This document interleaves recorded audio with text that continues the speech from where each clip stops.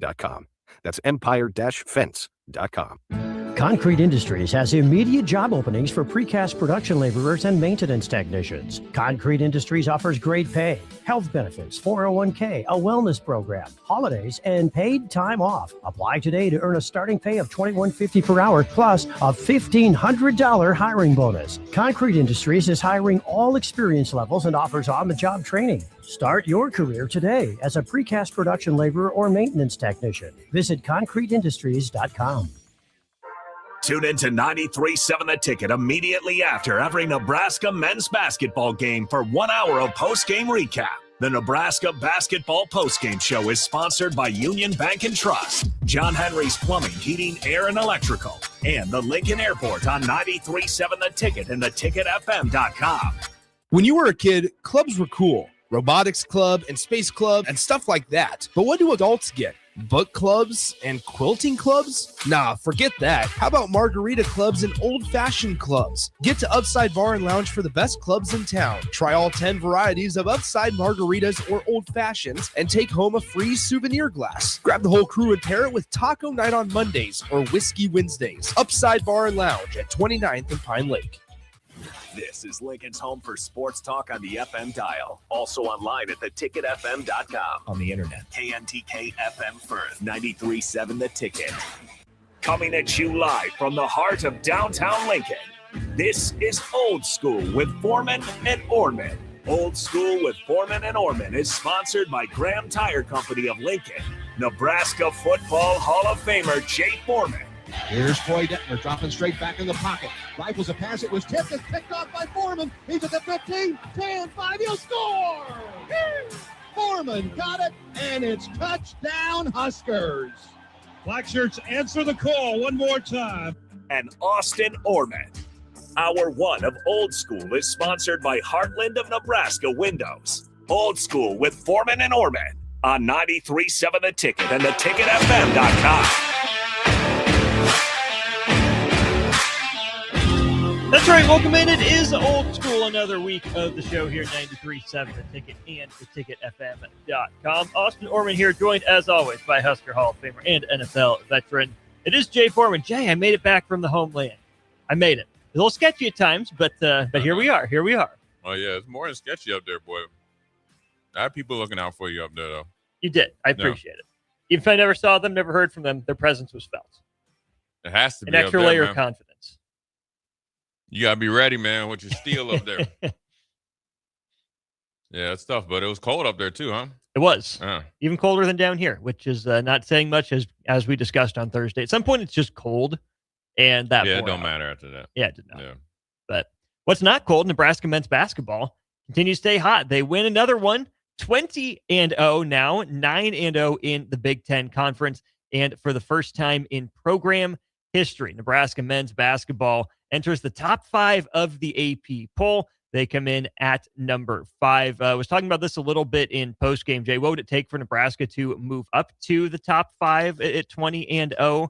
Well, it took generational performers from Keaton Wagler of Illinois, put up 46 on the road against Purdue, and it took Texas Tech doing something that only Memphis really had done in the last handful of years against a Kelvin Sampson defense, putting up 55 points in the first half, hanging 90 on the Cougs.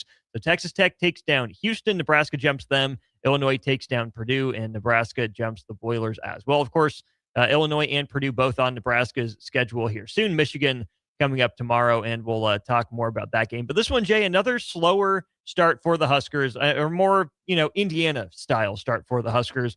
Led it from the jump, led for most of the first half, about 13 minutes, but Minnesota never let it get out of arm's reach, never trailed by more than 6 in that first half, and then ended up flipping that script to lead it by 6 at the break.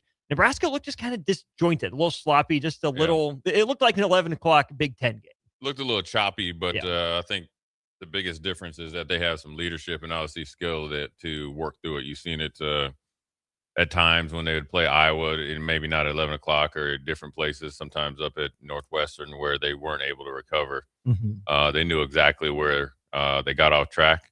And, they've been through this before, but, look, nobody's going to play a perfect game for 40 minutes. And you're going up to the Barn, which is, I think, one of the oldest arenas in the nation. Mm-hmm.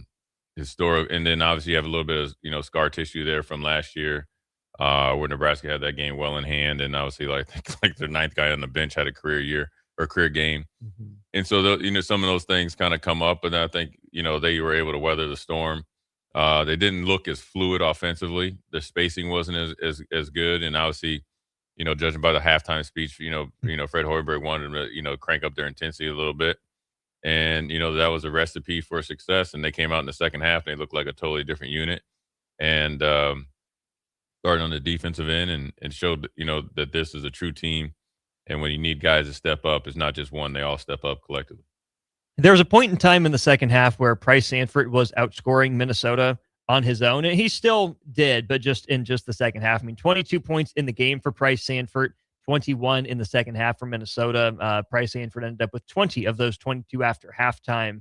And we'll talk a little bit more about him and the run that he's on coming up here in a little bit. But Jay, Nebraska's offense, I thought, looked pretty good early playing through Rink Mast, even if he didn't have a bunch of points. Then it got kind of bogged down.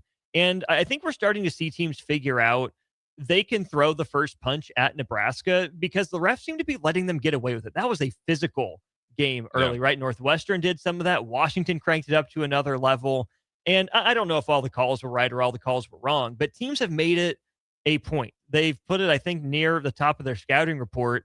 Just be physical with these guys. When we're on defense, the opponents are telling themselves, don't be afraid to give a little tug. Don't be afraid to get into their chest a little bit. And the foul numbers evened out a little bit. It wasn't great early in the first half.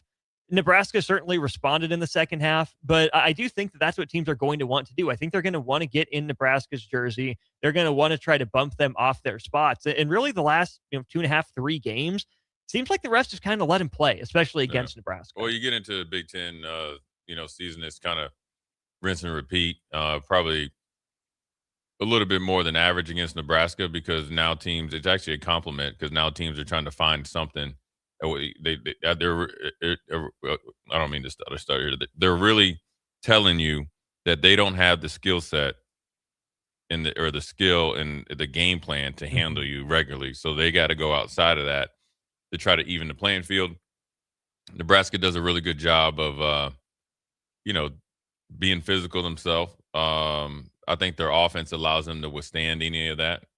They know what they're doing. They run their sets. And when you play with good spacing and then you also change their pace of when they come off the screens and stuff. So it eliminates all that. It doesn't totally eliminate it, but it really takes the edge off. And then once they get going, they forget to be physical. So that's like their go-to. And that's what I think it's a compliment because it'll get you ready for tournament play. And if you have some refs that allow it to go even more from a physical standpoint, you can withstand that. But then also, it's not going to let you get out of your game and, you're not going to be looking for the rest. They play right through it. They know what they're in for. They know where they're at right now. And it's a good opportunity for them to get used to being the king of the castle right now. Nebraska down 6 at the half. And the halftime speech from Fred Hoiberg, no whiteboards punched so far this year, like it was at Northwestern on the road last year. But you mentioned that the defensive intensity got cranked up, Jay. The easy place, I think, to go for that is the second half shooting numbers for Minnesota.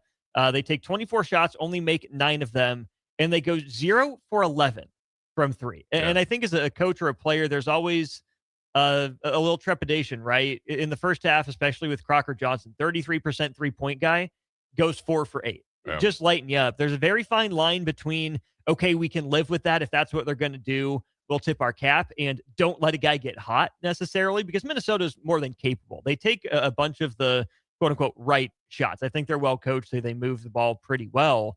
But for Nebraska to withstand Minnesota going 9 of 20 from three-point range in the first half and to only be down 6, that to me was a testament, especially in that first half, of Nebraska's guards making some tough shots, right? Sam Hoiberg they went to a couple of times.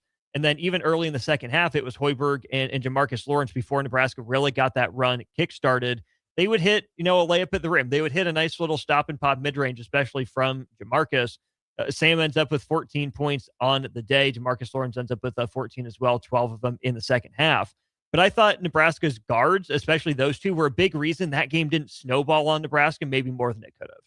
Yeah, I mean, it's a different unit that they're rolling out there with this year. And obviously, it's taken not only the Big Ten but the nation by storm.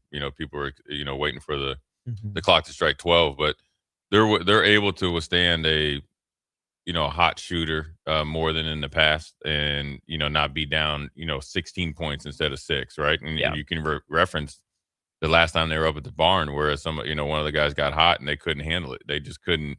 They Mhm. couldn't adjust, and it took over their whole team, both on offense and defense.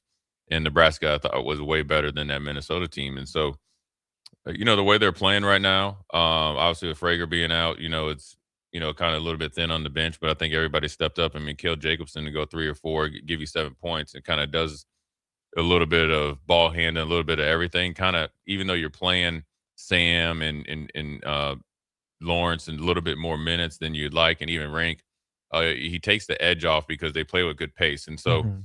they crank it up on defense and then they rest some at times on offense, and it wears a team like Minnesota out, right? They kind of really came out, hard at you and finished that last 4 minutes really good.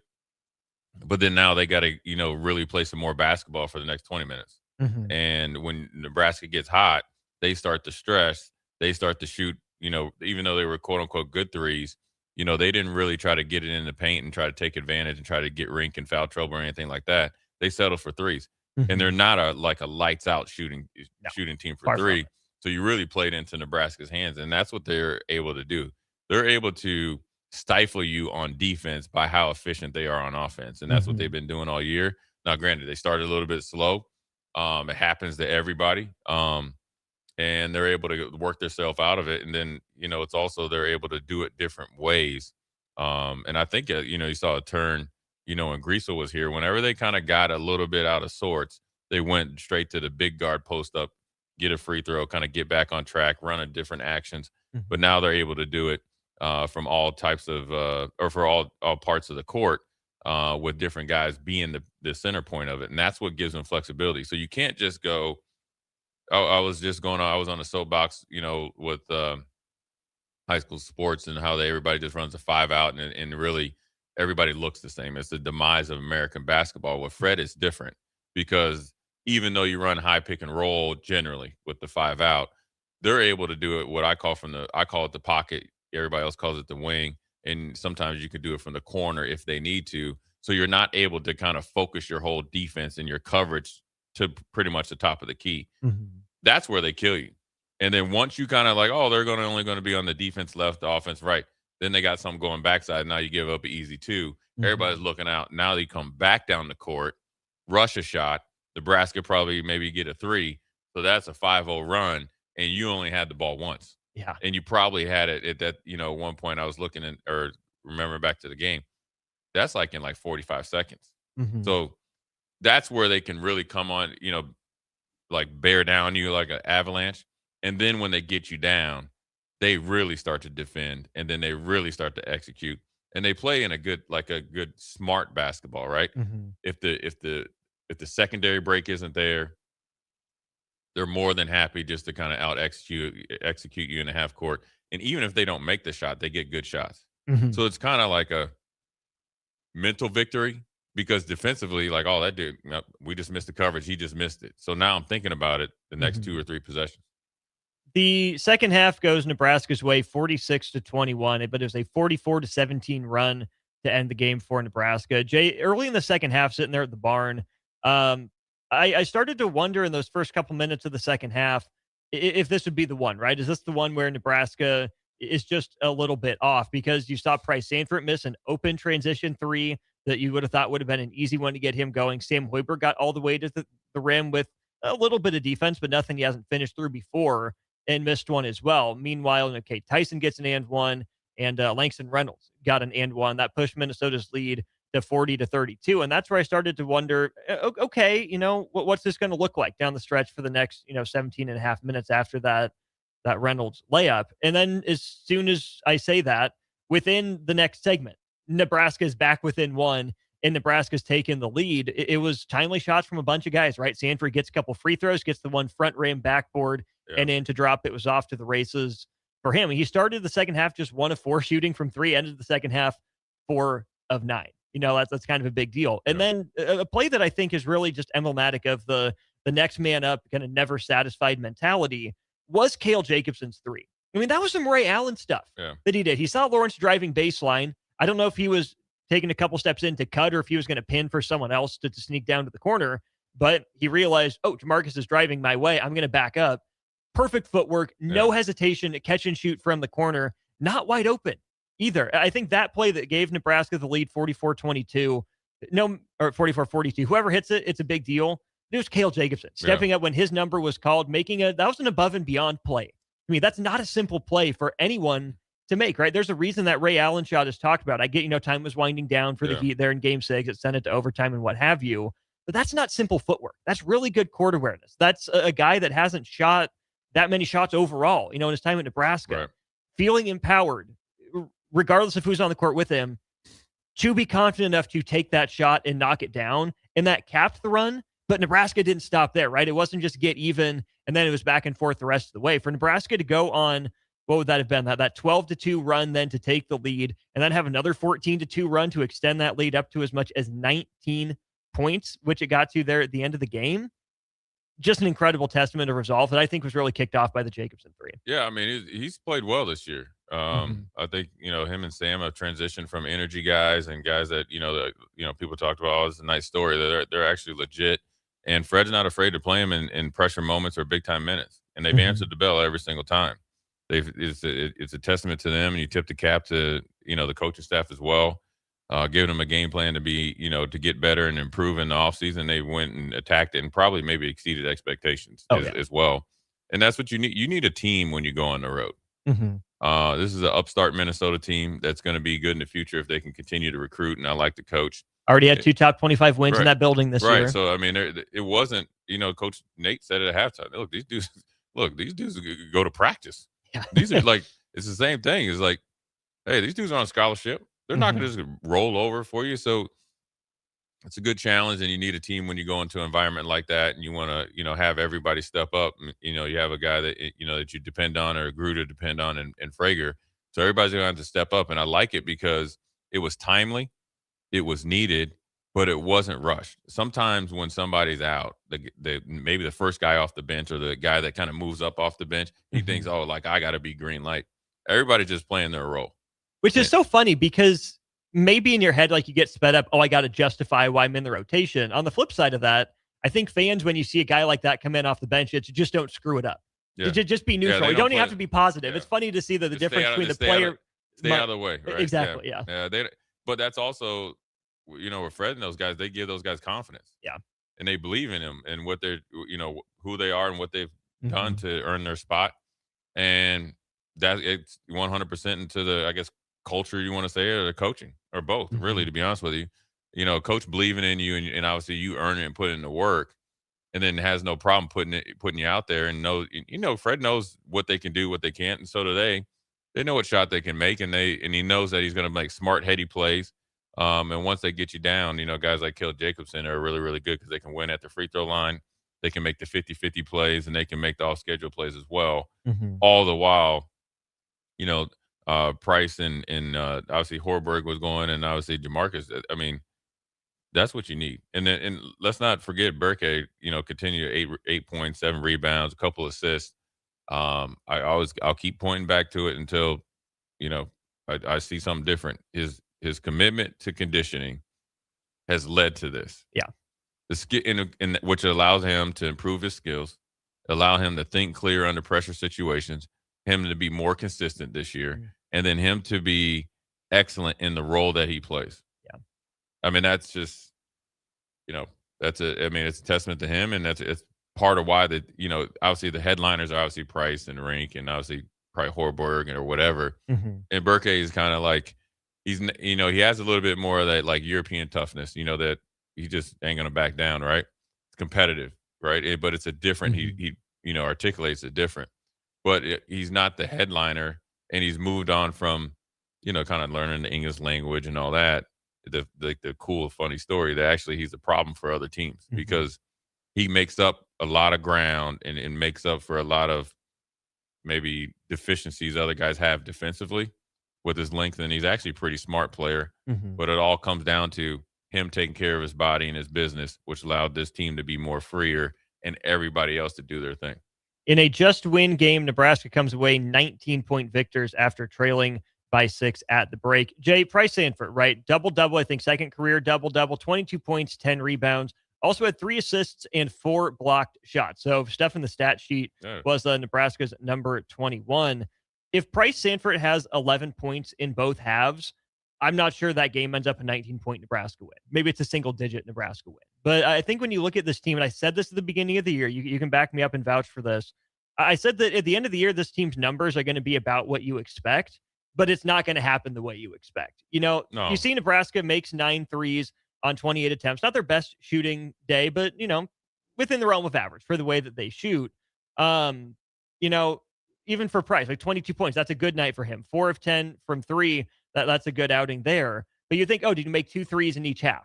No, he made 4 in one half. And that, I think, is something that might give Husker fans a little bit of chest pain when you think about how this team can just look so clunky sometimes and not get it going, and you'll only be up 5 at half against Northwestern and in a dogfight with Washington and down 6 at half to Minnesota, down 9 at half to Indiana, whatever.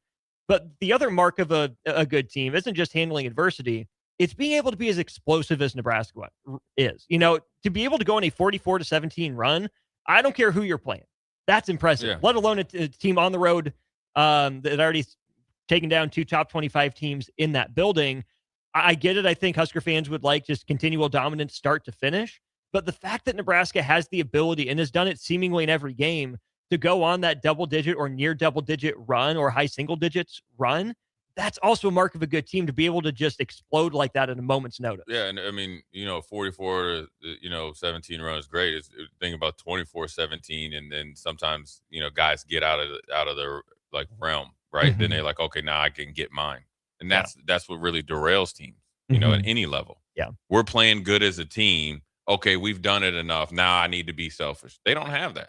No, they get off the plane, and that's why I think people are so shocked by when they watch Nebraska. Mm-hmm. Really. And there's other teams. I mean, that you mentioned Houston, Texas Tech, both of those guys, both of those coaches demand teamwork, but they have a couple star players, right? Mm-hmm. They got the really good freshman at Houston. Yeah, point Kingston guard. Flemings. Yeah, so, we used to see him on the circuit. We used to go watch him. I mean, he's the real deal. Yeah. And they got a couple other, quote-unquote star players. Uzan, Cenac. Returning. Whatever. They got my man Money Walker Jr. They do. And same with Texas Tech. Toppin, Christian Anderson, breakout guy. Right. Mm-hmm. And we're talking about that. Those are like national names. But where Nebraska, what causes teams problems is that you playing against 5 dudes operating at 1 at all times. Yeah. So there's old saying, the same way, how do you come back from like a 10-point deficit? The same way you would play if you're up by 10. Yeah, same way you build a 10-point lead. Right. That's how that 10 goes to 15. How does it goes there, or the 20 or whatever it is? And obviously in Nebraska's case, to go 44-17, that's the same way that you battle back or you execute when you go in to halftime down 6, and then start the second half down 6 as well. Mm-hmm. How quick you can turn it, and then you need that one mistake by your opponent, and then you take advantage of it. Boom, dagger in the heart, and you don't even know what hit you. To our starter Heyman Jewelers text line we go. Phil says, I think my outlook for this team is as long as they keep it close in the first half, Fred will do what he needs to get those guys going in the second half. Jay, I still think one of the better analogies for this team is that boxing analogy, right? Feel a guy out, see what he wants to do, and then when you get to the second round or the third round, really explode. Well, that's what you need as a coaching staff. I mean, obviously you want, Nebraska's obviously capable of, lighting you up in the first half too. So obviously going to play Michigan, you don't expect that, but I think that's in any big, sporting event, boxing or anything, you're kind of jabbing, you're trying to see and also you're evaluating yourself, right? Mm-hmm. One of their evaluations, we need to crank up our intensity. That's how we're down 6. Mm-hmm. Then after we do that, then we can worry about the nuances of the game plan and coverages on defense. And so that lets you have a staff that's connected. I don't think they've had much turnover as far as their staff. Mm-hmm. Fred believes in them. I think they've kind of came together and kind of grown, so that's where they're able to identify the talent and the players that they want. And that's you're seeing it. So they're way more efficient in who they're going to get and recruit. Mm-hmm. So then they're going to be way more efficient in their development and then obviously implementing their game plan. That's what happens on the road. Yeah. You're feeling them out. Now, granted, I would tell you this, Phil, at no point in time, I know Fred a little bit. know of him. No. There's no way that he has a game plan like, all right, we're just going to just play coy. We're going to lay in the weeds a little bit. And then we're, because he wants to beat you both halves. Fred's Right. competitive. So, but I think this team is kind of,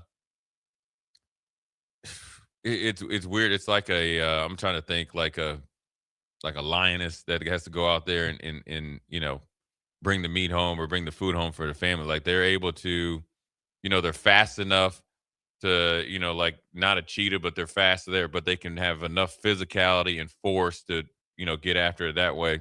So it's like however you want it, they'll give it to you. And Sam, even, and Price is, and the one thing about it, for Price to have 20 points, I think 5 games in a row, he's doing it differently. Is it 4? 4 now. Okay. Yep. So it's 4 games in a row. So it lets you know it's not like teams don't know who he is. Right. Okay. and he's been explosive before, and he had the reputation at Iowa. So they already have like a big book on him. Yeah. So they're finding different ways to get him going. And then he knows I need to get it going. And, Rink will get busy. But, I think I was talking about earlier when I was on the drive with Nick is that people in their game plan are game planning for Ring Math. They are. And I tell the story. I'll never forget. I told the story about Brett Favre. I'll tell the one about Dan Marino. I'll never forget this. Obviously, I met Dan Marino when I was a kid or when I was a teenager. And I remember going down there. Buffalo had never won down in Miami on Monday night. They were talking about he's old. He had all these braces and all that. And they're like, oh, yeah, he's washed up. His receivers are gone. Hey, my man was like 24 or 25 for like 270 yards against the number 1 defense in the league. Bruce Smith and all those guys over there. He was in the zone. What the point is that people are always going to game plan for that type of performance for Rink Mass. He's always played well in big games. He's taking good shots as a scouting department for Michigan in this case. If he's this, Austin, if you're taking good shots, eventually the shots will fall. Yeah. And in Rink's case, they might start to go in droves. And that's when you're in trouble because he's not coming down there, between the legs, behind the back, step back 3. It's all within the offense. And that's why Fred's okay with it. He believes in his players. The belief in your players is huge when it's true belief. Because now, and you saw it with the Patriots and the Broncos, if you have a coach that believes in you, and you know it as an athlete, it's different. It's not fake. It's not for the cameras or nothing. This is what you get. You get a team that's going to, I'm sure they're on their way up to Detroit. But you got to fly into Detroit to go to Ann Arbor. Oh, yeah. Yeah. One of our very own is making that flight. There might be, Nick, Mr. Upgrade, he'd probably jump on the plane. Well, come on, Nick, just roll with us. Wouldn't blame him. Yeah. Bill and Bennett, appreciate you texting in here. Win in Ann Arbor would be an awesome victory for the program. Scott Lincoln, yes, it is true that Nebraska has all these times. They don't look really impressive. But what I like is the fact that on average, Nebraska is beating these teams by more point than all the other top teams in the league. Props to them. Props to their explosiveness, and props to their ability to turn a game on its head. That's what we've seen. And a big one tomorrow. We will talk about that one a little bit more tomorrow. Nebraska and Michigan, top 5 matchup. Huskers officially in the top 5 of the AP poll as of approximately noon today. And with that, Jay, Nebraska's officially passed Creighton for the highest ranking of any men's program in the state. So crazy how things can change in a year. When Nebraska was trying to recruit some of those players, I think on their roster, I think in the portal, and I'm sure maybe they got more money or whatever, and they kind of like turn their nose up at Nebraska. Hey, thank goodness they did, right? My grandma used to say, how soon they forget. How soon they forget. We will not soon forget about the Bryce Sanford scoring streak, which we will talk about coming up here about 3:45, comparing him to Bryce Williams, the way that those two guys have scored. But we got a Husker football recruiting conversation. Brian Munson of Husker Online joins us next. You're listening to Old School with Jay Foreman and Austin Orman. Download the mobile app and listen wherever you are on 93.7 The Ticket and theticketfm.com. Just got the brakes fixed on my car today. You did? You haven't even left the office. I didn't need to. I got a guy who picks up my car and drops it off when it's done. Well, who's your guy? Graham Tire. They have pickup and delivery service at all 5 of their Lincoln locations. Schedule your service online on the Pickup and Delivery tab at GrahamTireLincoln.com. That's GrahamTireLincoln.com. Let us do the running. Some limitations apply. See store for details. Bauer Underground has been serving local contractors and utility contractors all across the state since 1997. When you see the black and white trucks, you know that the best workers in the business have arrived. Bauer is currently looking for equipment operators, laborers, diesel mechanics, and aerial linemen. Join the brotherhood built on hard work, authentic people, and a pedigree of success. They're offering top-notch benefits, a matching 401k, and a $600 per year clothing allowance. Bauer Underground, a family-friendly company with plenty of room for advancement. Jack Russell of Farm Bureau Financial Services is here to help you protect things that are most important to you. Whether it's your home, your family, or your future, Jack Russell has the proven experience to get the job done while developing authentic relationships with you. Give Jack a call today at 402-421-9100. Again, that's 402-421-9100. Or visit one of his 2 locations in Lincoln or Seward and learn how you can excel in the complicated world of insurance. Jack Russell of Farm Bureau Financial Services, a trusted and well-respected representative since 1999.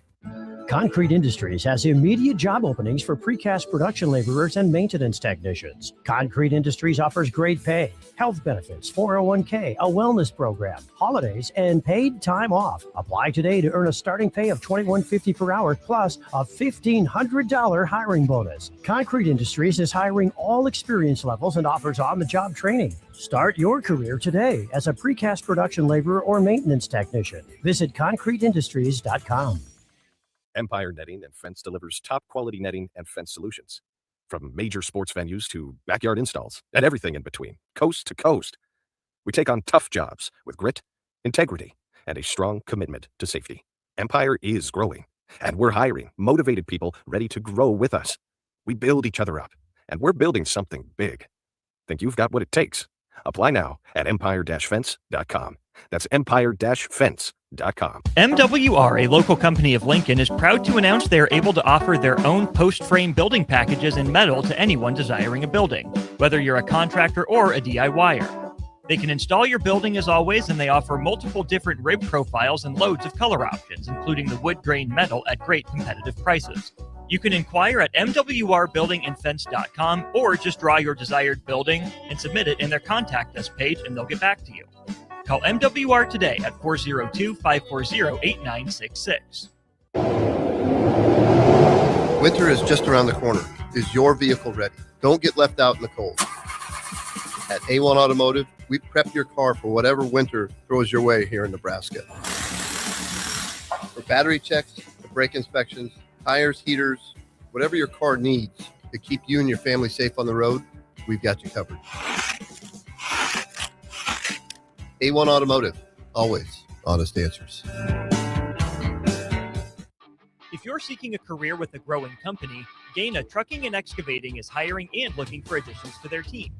Gaina Trucking has a strong team culture, competitive pay, 401ks, and benefits like health, dental, and vision. Drivers are guaranteed 40 hours per week, even in the winter months, and are home every night. Start your career today at Gaina Trucking and Excavating. Apply today at gainatrucking.com. Lincoln's go-to for fun isn't new. It's a place that's been a staple of the city for years and is only getting better. Matson's Bowling and Billiards always has open bowling available with no long lines, unlike other centers. They have live music almost every weekend and great food at EJ's Bar and Lounge, with seating for 150 people. They have popular meals like the EJ Burger, pizza for the whole family, and famous EJ's Wings. Contact Sarah to book a party for friends, coworkers, or family at Matson's Bowling and Billiards, just south of 48th and Holdridge. For remote starters, audio upgrades, and more, there's only one place to go. Auto Sounds of Lincoln at 48th and up. Back to old school with Foreman and Orman on 93.7 The Ticket and theticketfm.com. That's right. Welcome back in. It is Old School, hour one of the show, brought to you by Heartland of Nebraska Windows. You can give them a call today or go online to figure out everything that's going on down in Hallam, 402-430-3852, or online at heartlandofnebraskawindows.com. Free estimates, full window replacements, all vinyl triple pane windows, lifetime warranties on everything. Again, 402-430-3852 for Heartland of Nebraska Windows. We're headed to our Allo Fiber VIP line where Brian Munson, Husker Online Recruiting Insider, joins us. Brian, before we dive into the Nebraska stuff, we'll get our weekly Bills question out of the way. No lifetime warranty on Sean McDermott. What do you react to the moves in Buffalo? How did that hit you?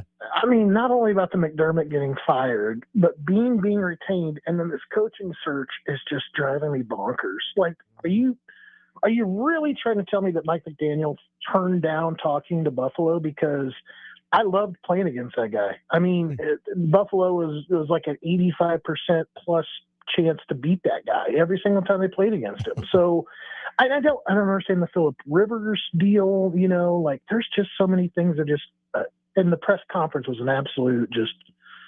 Oh, it was just pain. It was just painful. It's been painful every day, like since the loss. It's been just nothing but pain. I'm super happy for Jackson Smith and Jigba to be going and trying to get that Super Bowl ring. So we're all Seahawks fans in the house right now.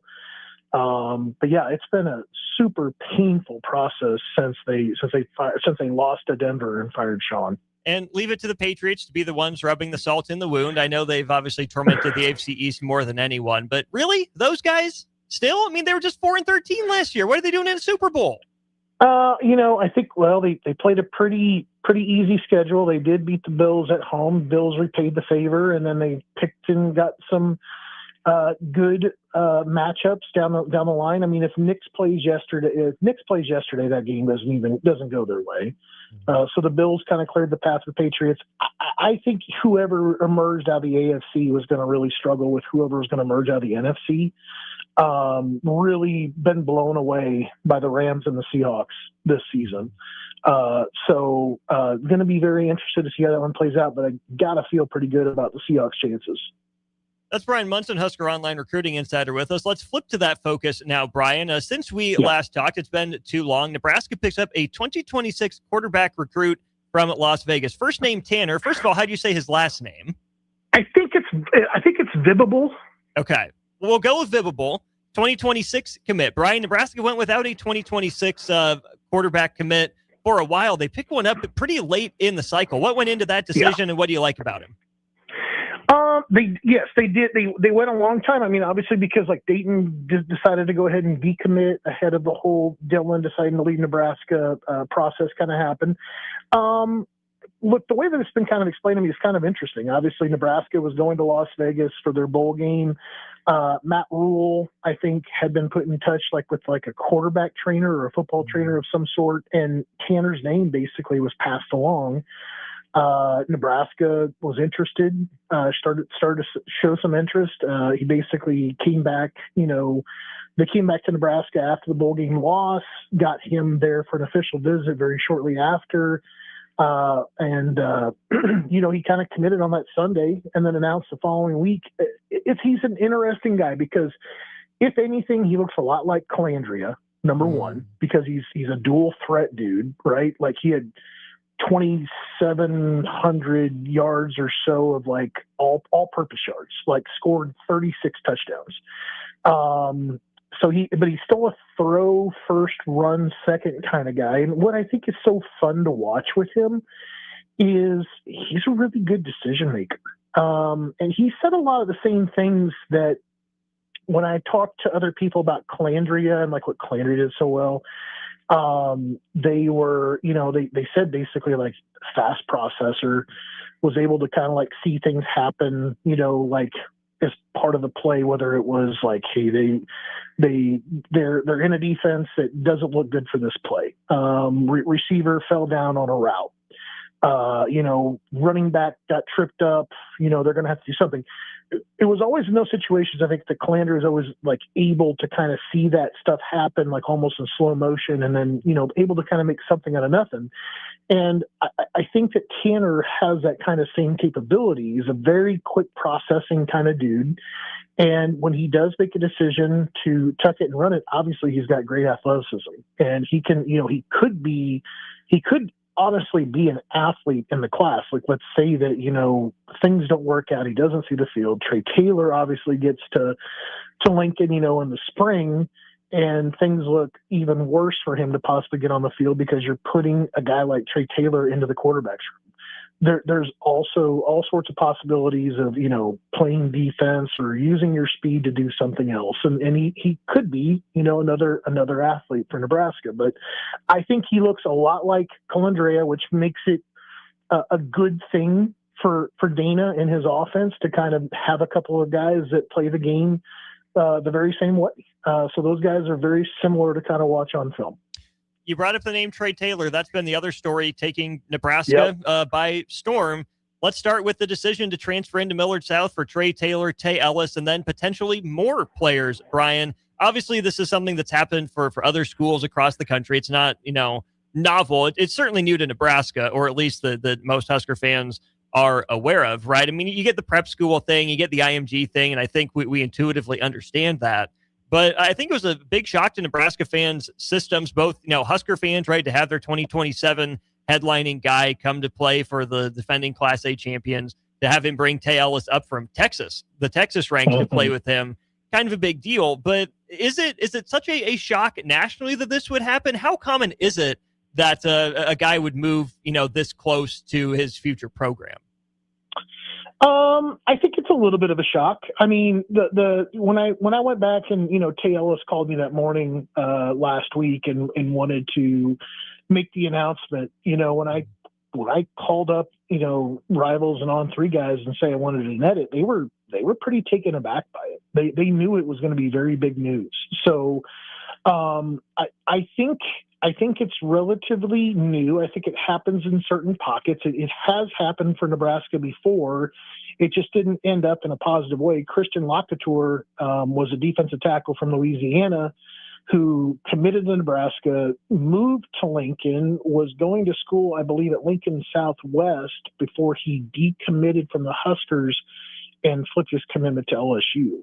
So it has happened before to Nebraska, but it's never been like this with a quarterback and another skill position guy. So while I think it does happen in some certain instances, I think it'd be a little bit more understandable if this was like a prep school. I mean, I think, Millard South, I mean, they had just one of the best years, obviously, if not the best year, out of any high school ever in state history. I think even adding Tay and Trey, it's going to be very difficult to kind of reproduce those results, but they are going to be a very, very, very talented squad. And I think for both those guys, the biggest thing for them is build chemistry with themselves, get some development while they're at it, and be closer to Lincoln so they can kind of help, with recruiting and try to get that number one class in America. Yeah, let's talk about the recruiting aspect of it. That's something that both Trey Taylor and Tay Ellis mentioned when they said they were going to come to Lincoln. We can't build a class being in Illinois and Texas. We got to be here in Lincoln. Is that a belief that they both hold, that it's important for them to be close, or do you think that was a bug planted in their ear by Nebraska's staff? I think Trey is probably the guy that's, the leader on that one. I do feel like I think Trey has, and it's not like Trey's, I'm not trying to say that Trey's like trying to lead people necessarily. I just think Trey understands what it really meant to him to visit Nebraska in person, not knowing or not thinking that Nebraska was a place that he ever wanted to kind of see before, like ever wanted to see until he got there. And then I think he understood then how incredibly important I think the visit process to Lincoln really was going to be for a recruit to ever choose Nebraska. And he feels like, that he can kind of help kind of put that connection together for a lot of players. I think he can kind of not necessarily be like the Chuck Woolery on it, but, he can kind of at least demonstrate to those guys like, look, I don't need to sell you on anything. You just need to come here and experience it. And if you got questions, I got answers or whatever. But I really feel like Trey is just trying to do and provide to other recruits that which has been provided to him to help him get to that process of recruiting and to be able to commit to Nebraska. He just wants to make sure everybody else has that opportunity to kind of go through it the way that he did. When you think big picture about Matt Rule's tenure at Nebraska, how important is that 2027 class for what he wants to do and continue to build? Does it feel like this is kind of the make or break class for him in some ways, that this class has got to hit, and that's why these big steps of bringing these two guys in is being taken maybe? I think it's a massive class. I think it's a massively important class to the roster. I think it's a massively important class to anybody that kind of understands recruiting. I mean, everybody knows where the 2026 class ended up. It's not that there weren't talented players in the 2026 class. There weren't enough of them.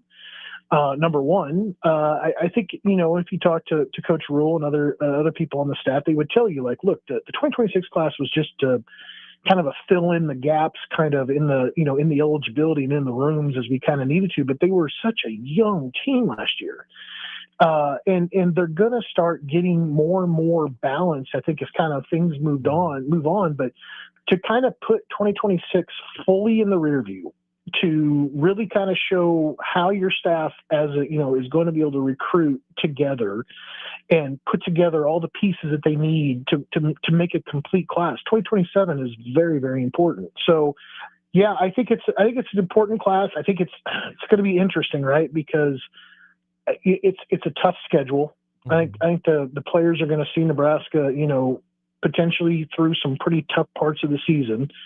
And it's going to be very interesting to kind of see how many guys are going to get there this weekend for the junior day, and see how some key recruits and how things kind of go for them, with Ahmad Hudson and Cooper Terwilliger, and finding a couple of offensive tackles. And I think that the pieces are there. The groundwork's been laid by a very, very busy fall that they kind of put together when they were recruiting and bringing guys in for game day visits. We'll have to see how many of those guys, get back to Lincoln this Saturday, get back to Lincoln through the spring practices, to the spring game, and then end up setting official visits in June. Quickly on that junior day coming up, I assume you'll have a list put together probably by Wednesday, end of the week-ish. Is shaping up to be a pretty big junior day for Nebraska? I think, so last year, everybody, they re-stood up their entire board last year. I think that they had 12 or 15 names come in last January, and I want to say it might have been double-digit number or totals on that list that had never been to Lincoln before. I think Claude Mpuma was there for his second visit. I think Rex Waterman was there for his first trip ever to Nebraska. So there were several guys that we didn't really know about because they were all there for their first visit. So I'm really going to be interested to see how different or how similar it was to last year. You're hoping very different. You're hoping that there's a continuity from the names that we know about from the fall that they're carrying over to the spring, because when it showed that they were restanding up things, it just kind of showed how broken things were between the coaches moving out, moving on to Florida State, and basically kind of reconstructing everything that was there and reassessing what was going on with their recruiting department and the recruiting effort. So you hope that there's some more consistency there on their board.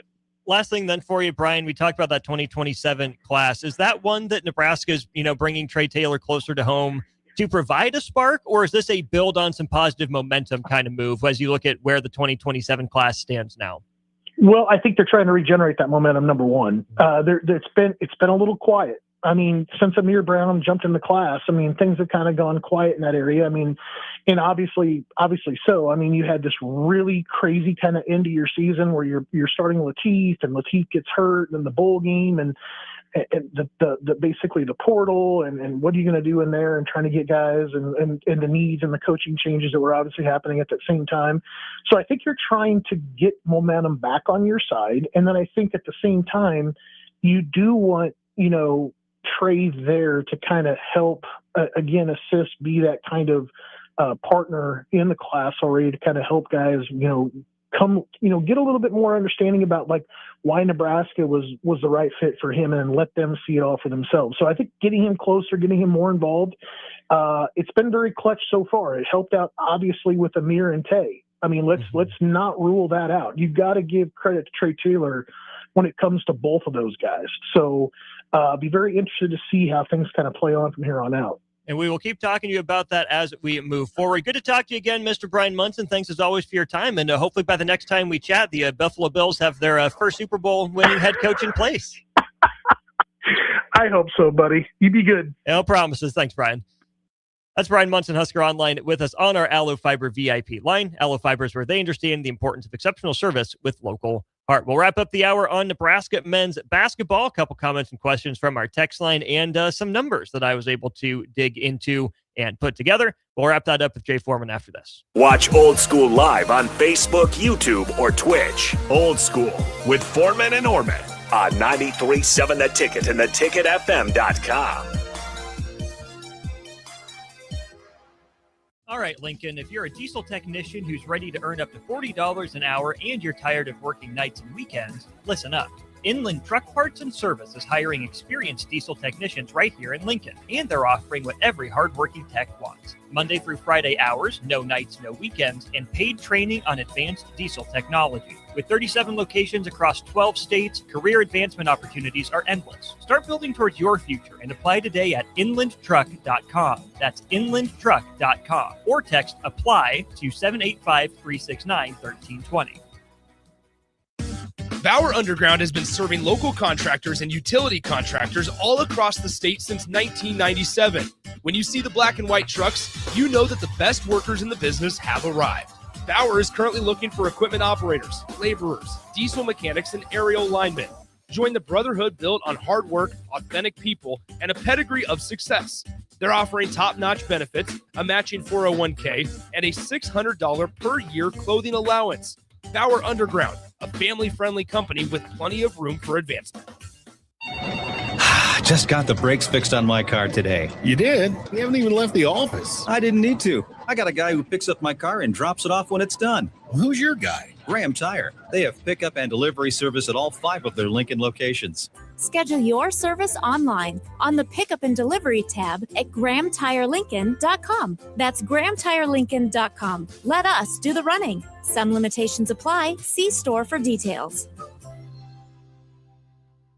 MWR, a local company of Lincoln, is proud to announce they are able to offer their own post-frame building packages in metal to anyone desiring a building, whether you're a contractor or a DIYer. They can install your building as always, and they offer multiple different rib profiles and loads of color options, including the wood grain metal at great competitive prices. You can inquire at mwrbuildingandfence.com or just draw your desired building and submit it in their Contact Us page, and they'll get back to you. Call MWR today at 402-540-8966. Lincoln's go-to for fun isn't new. It's a place that's been a staple of the city for years and is only getting better. Matson's Bowling and Billiards always has open bowling available with no long lines, unlike other centers. They have live music almost every weekend and great food at EJ's Bar and Lounge, with seating for 150 people. They have popular meals like the EJ Burger, pizza for the whole family, and famous EJ's Wings. Contact Sarah to book a party for friends, coworkers, or family at Matson's Bowling and Billiards, just south of 48th and Holdridge. When it comes to concrete, Stevens & Smith Construction doesn't stall. They go for the takedown. As Nebraska's full-service concrete contractor, they stay in bounds, hold inside position, and never forfeit quality. Whether it's foundations, flatwork, or concrete coatings, they elevate performance and pin down results that win every time. Stevens & Smith Construction is a proud sponsor of Takedown Tuesdays on 93.7 The Ticket. Because when it's time to wrestle with concrete, Stevens & Smith Construction slams expectations. Sports Show!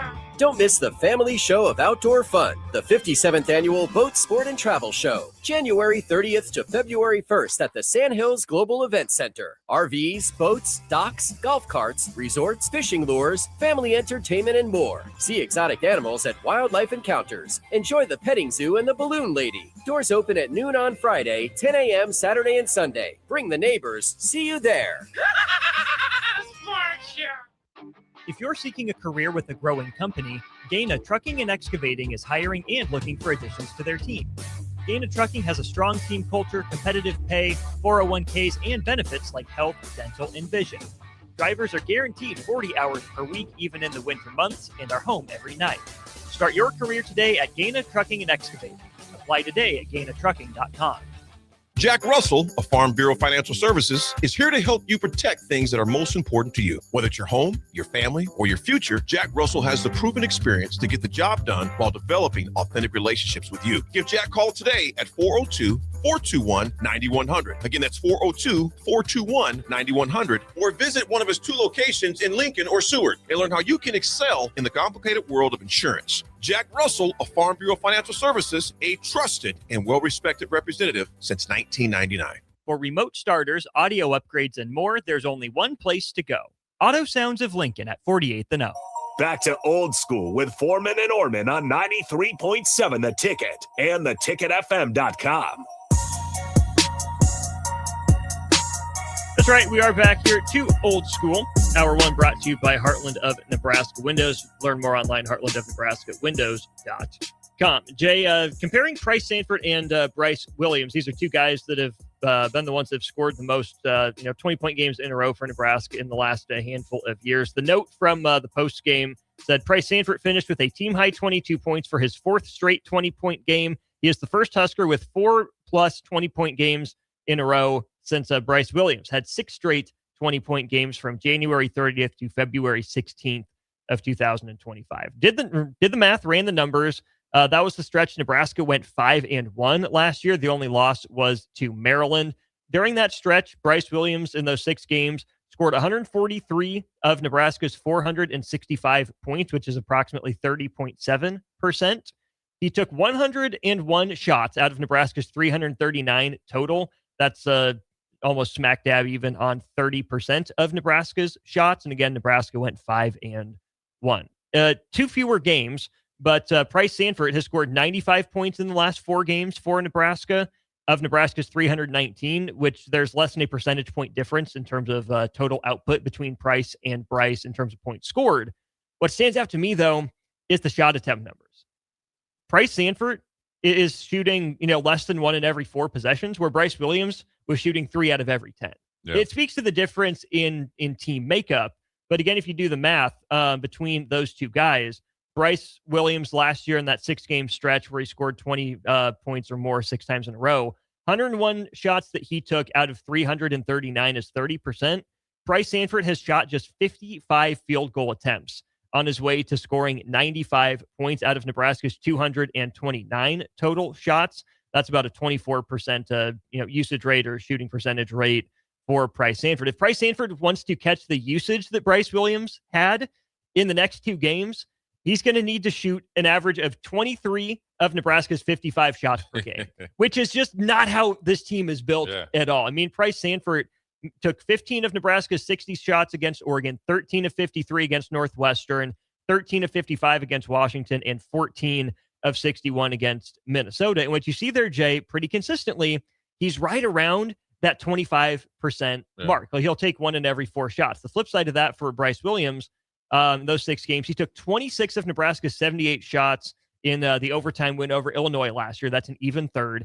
18 out of 51, more than a third. 14 of 55, over a quarter. 16 of 52, just less than a third. 13 out of 58 against Maryland, and then almost an even third, 14 of 45 against Northwestern last year. Similar in terms of the points per game and scoring output, not so similar in how they're being used. No, Price is definitely, very efficient, and obviously Bryce as well was a pretty darn good player, but the makeup of the team is a lot different, even though you have some of the same cast of characters. You also got to think Rink wasn't on that team, right? So that would have changed it. And so, they both had to wear the hat that each team in each year that they needed to try to be successful. I think it's just working out a little bit better because of the players around Price, and along with, his ability to be efficient and shoots it pretty quick. He has a quick release, man. And so he's getting to his spots. It's obviously practice.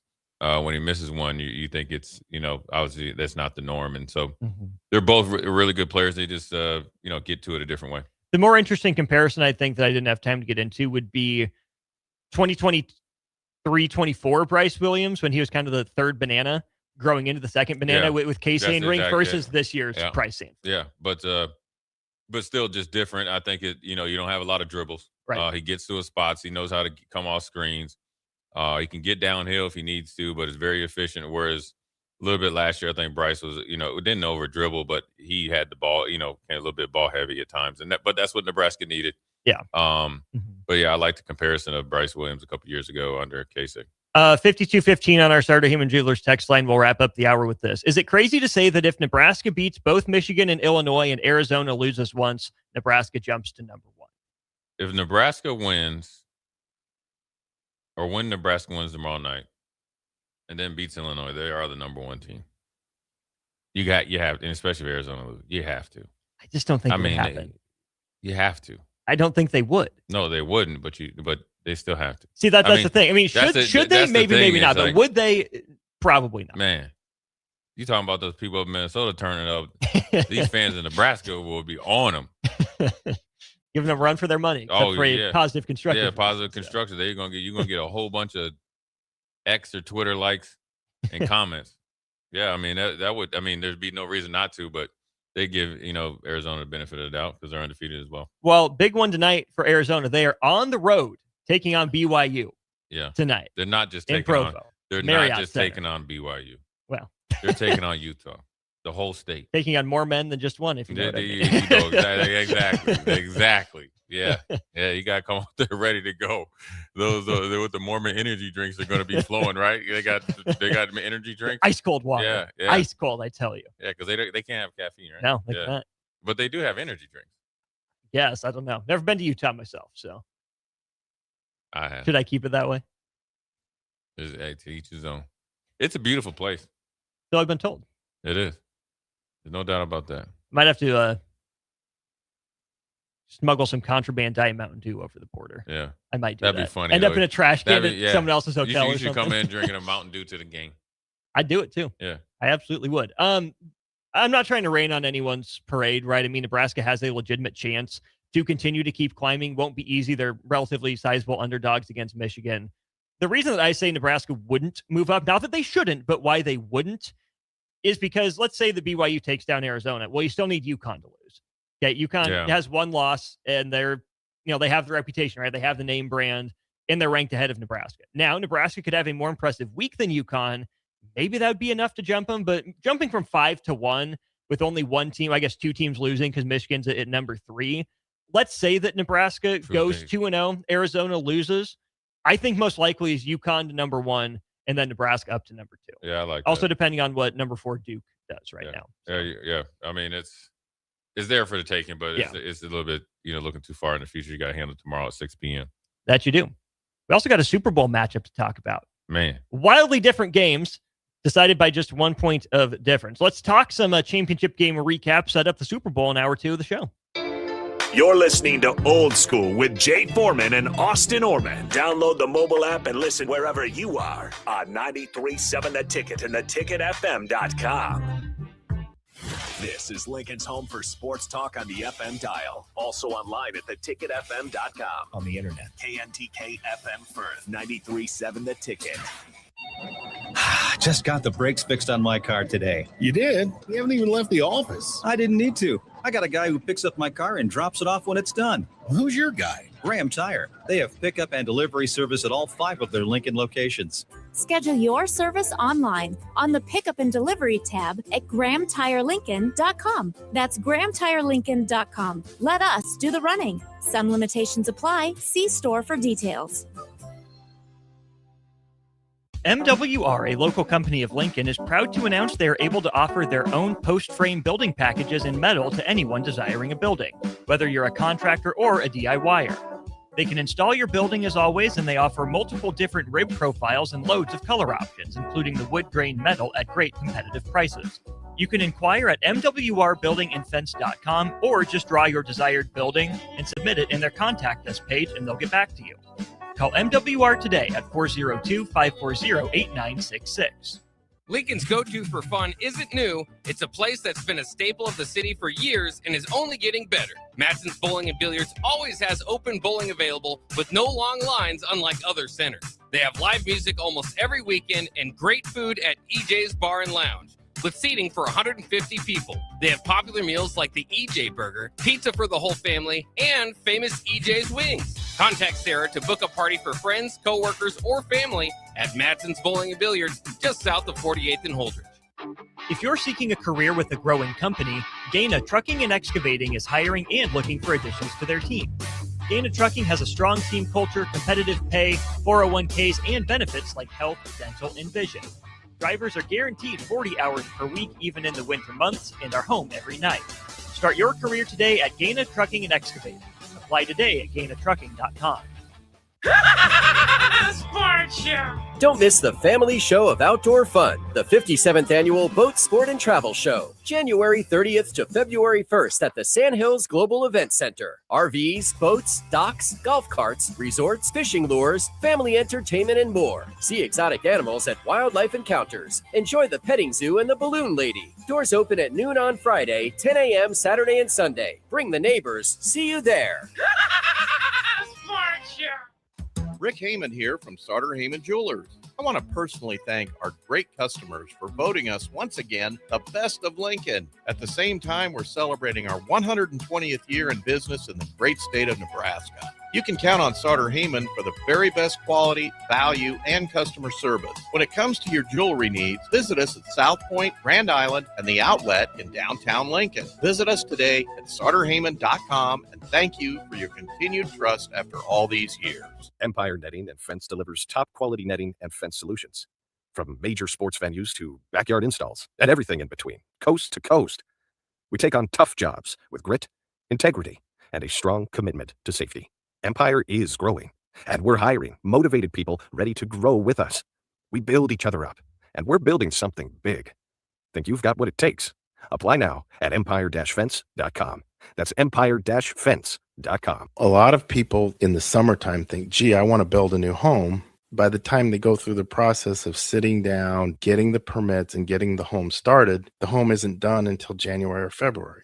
Bob Benish of Aspen Builders, and they've built neighborhoods in and around Lincoln for over 25 years. I think the best time to start designing your new home is the month of January, because get an early start on it. Sit down, the snow's flying, let's sit around the table, let's drop some plans, let's put numbers together, let's get a budget put together, and let's get that thing started so that the home's done in summer or fall before school starts. So now is really the time to be contacting us to get an appointment to get the job done. Make your dream a reality and call Aspen Builders at 423-6811. Online at aspenbuildersinc.com. Your dream home is waiting at Aspen Builders. When it comes to concrete, Stevens & Smith Construction doesn't stall. They go for the takedown. As Nebraska's full-service concrete contractor, they stay in bounds, hold inside position, and never forfeit quality. Whether it's foundations, flatwork, or concrete coatings, they elevate performance and pin down results that win every time. Stevens & Smith Construction is a proud sponsor of Takedown Tuesdays on 93.7 The Ticket. Because when it's time to wrestle with concrete, Stevens & Smith Construction slams expectations. Coming at you live from the heart of downtown Lincoln, this is Old School with Foreman and Orman. Nebraska Football Hall of Famer Jay Foreman. Here's Troy Detmer dropping straight back in the pocket. Rifles a pass. It was tipped. It's picked off by Foreman. He's at the 15, 10, 5. He'll score! Foreman got it, and it's touchdown Huskers. Black shirts, answer the call one more time. And Austin Orman. Old School with Foreman and Orman is sponsored by Graham Tire Company of Lincoln, your tire store next door with 4 Lincoln locations. Old School with Foreman and Orman on 93.7 The Ticket and theticketfm.com. That's right. Welcome in to hour 2 of Old School. Austin and Jay with you, 3 to 6 p.m. weekdays here, 93.7 The Ticket and theticketfm.com. Brought to you, as always, by Graham Tire. They've been proudly serving the Midwest for 75 years. More than just tires, they do all kinds of car and light truck repairs, too. From brakes to oil changes, trust Graham Tire for service you can count on. Graham Tire, getting you to the places that matter most. 402-464-5685. Any thoughts on our Super Bowl matchup? No, not Nebraska and in Michigan coming up tomorrow, but instead in the NFL, Seahawks and Patriots. Jay, we'll start in the AFC, starting the snow globe.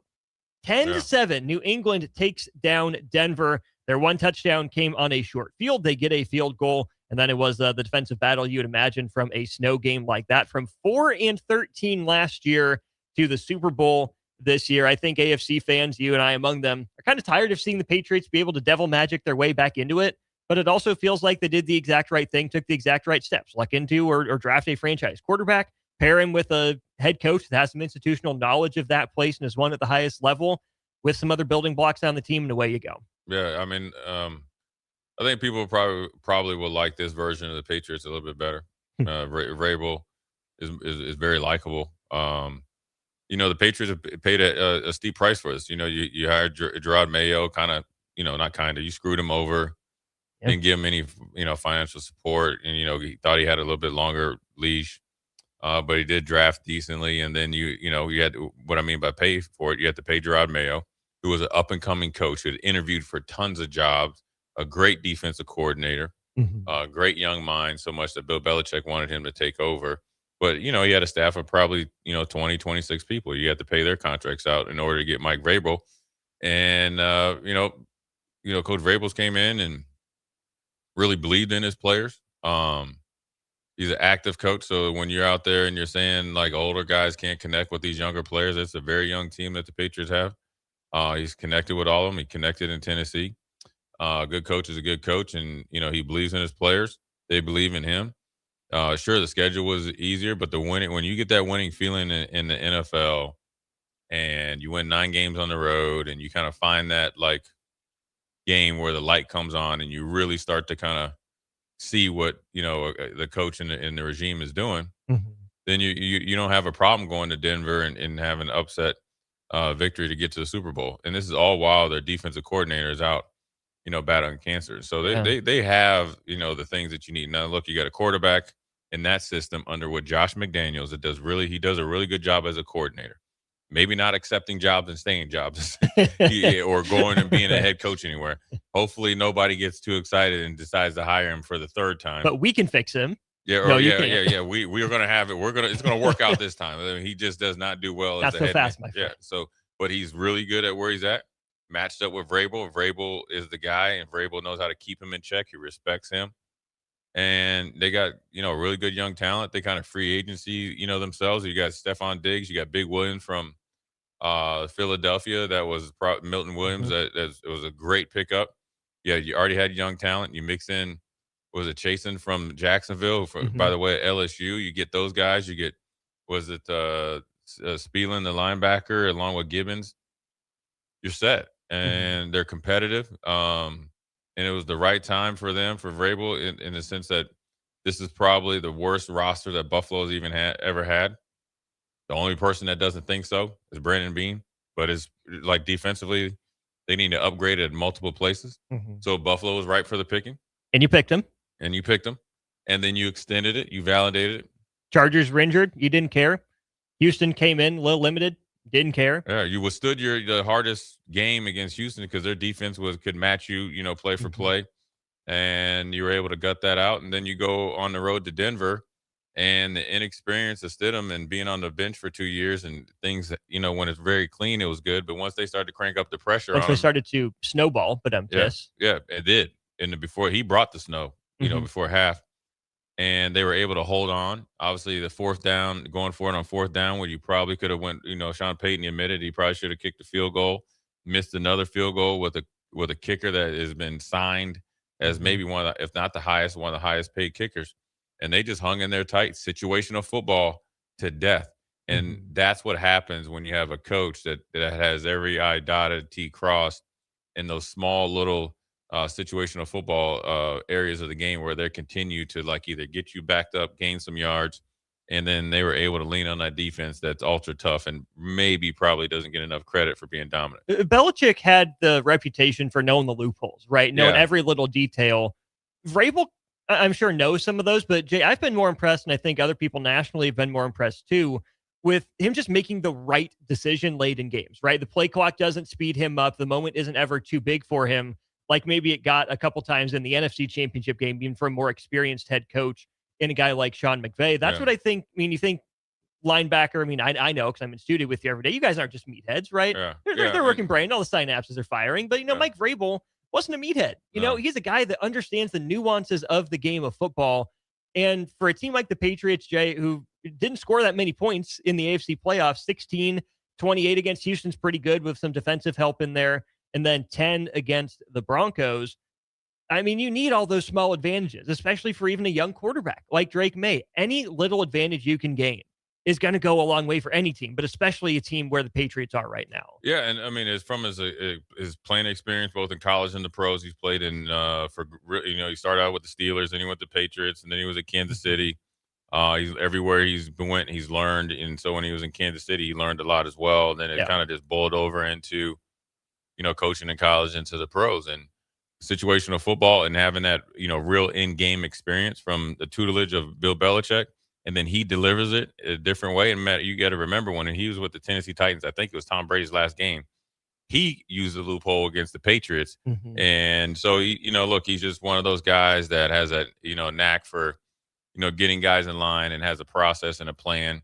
And I think his aura as a player and his confidence gives those guys a lot of confidence. And it rang true yesterday. One of those guys that had the confidence, Jay, Drake May. So he's 3-0 in the playoffs right now. He's fumbled 6 times, thrown 2 interceptions, been sacked 15 times. Yeah.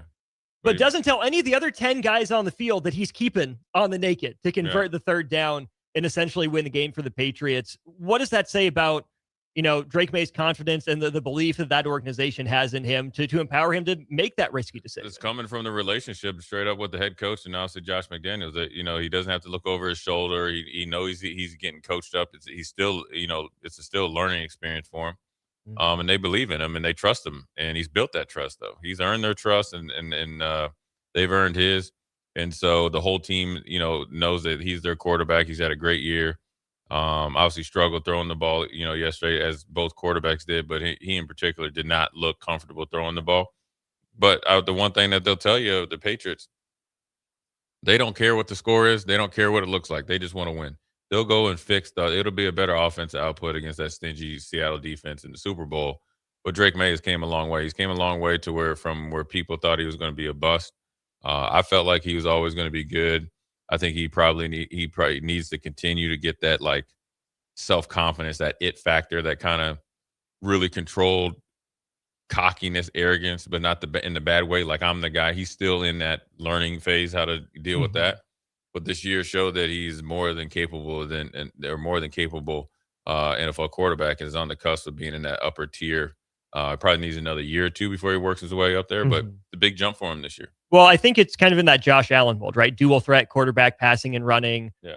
Have some questions early on in your career. And we're not going to talk about the Chiefs now, but almost the inverse of Mahomes, right? Who came in and set the world on fire. Yeah. Probably needs to rediscover a little bit of that. Yeah. That So where Mahomes is right now, that's where Drake May is as far as like, like how, being able to take over a game and just kind of just will the whole team, just blow through the opposing team's defense. Mm-hmm. But, look, Drake May got drafted to New England. They didn't have anything out there on the outside. And they probably need to do, they'll be looking at some receivers or not. I mean, they got capable guys, but do they have anybody that's, true ace number one? Mm-hmm. Now, that might be hard to recruit in free agency, but you could possibly draft it. But they're tough, though. Mm-hmm. They're tough guys, both mentally and physically. They embody their head coach. And, look, they don't care how, as they flew back to New England this morning, they did not care, how it looked or whatever. They just were happy to get the job done. They're in the Super Bowl, and you never know what can happen. Last 4 quarterbacks who have scored fewer than 14 offensive points in a championship game or Super Bowl win.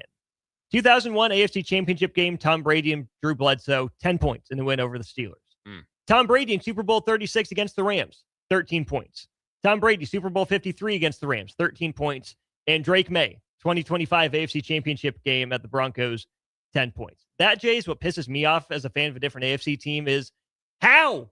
I know weather, and I love they have to earn their way through weather, but really, you're telling me it's that rare that only the Patriots win games scoring fewer than 14 offensive points? Yeah, because they Come on, they man. know how it's to exhausting. Play. It's 3 phases. They'll win the other 2. They'll be okay. Yeah. Just kind of even, Steven.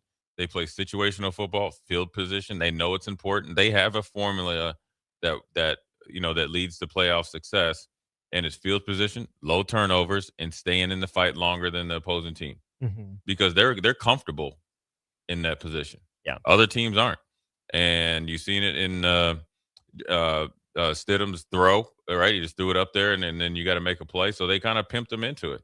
Whereas Drake May probably would have tucked it and ran or took a check down.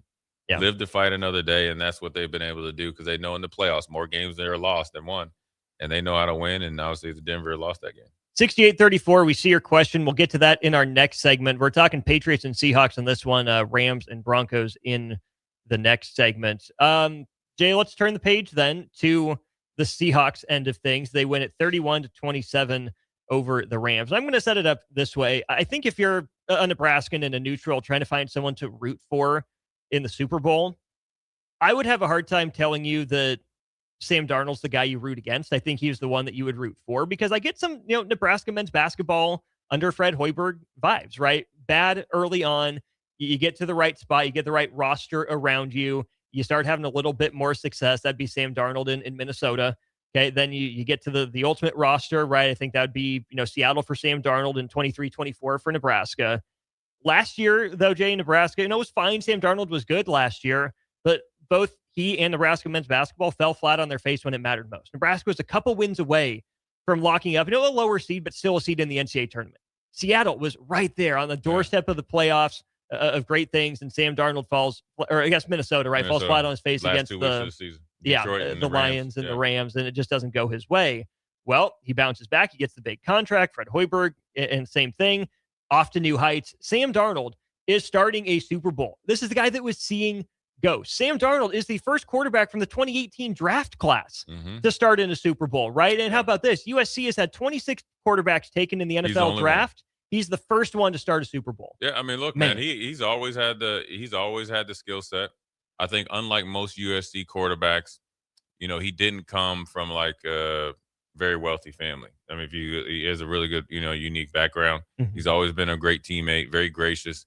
Everywhere he's been, he was first class, and he's came a long way. I mean, obviously, when you throw a first or second year quarterback out there against the Patriots, when that defense was really humming, everybody's going to see ghosts, and it really could have stymied his career, and it could have ruined his career. Like I said, I always, when he went to the Jets, is equivalent of David Carr when, David Carr came to Houston, where we didn't have a lot of offensive firepower. Now, finally, we got Andre, but the damage had been done. He's been able to kind of resurrect himself in some bad situations. I think he was out in San Fran for a little while. I think that allowed him to kind of sit back and learn and be in a winning organization. And now, obviously, the payoff is last year, which he was lights out last year. He was up for the MVP last year. The last two games necessarily wasn't all his fault. It was, when both teams were 14-1 or 15-1, when they were playing essentially for the NFC North, I felt like Kevin O'Connell tried to go fourth down call with Dan Campbell, and that exposed that porous offensive line and the lack of explosive players on the outside. And then obviously he got blamed for it because he's the quarterback. And then obviously the playoff game was no different. Playing down in Arizona after the fires in LA, and everybody's like, oh, did he cost himself some money? Like he had to play perfect. And that's a great analogy by you comparing it to Nebraska basketball.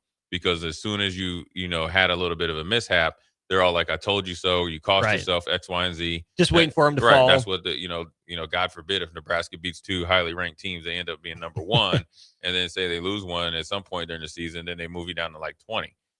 But with him, he got the ideal situation. I think Seattle needed him. He needed Seattle off the beaten path. You have a true number one receiver. You got two hellified running backs. You got two tight ends. You got a really good offensive line. You got a stellar defense, and you have a coach and the head coach and Schneider, I think the GM, John Schneider, and everybody else that truly believes in you.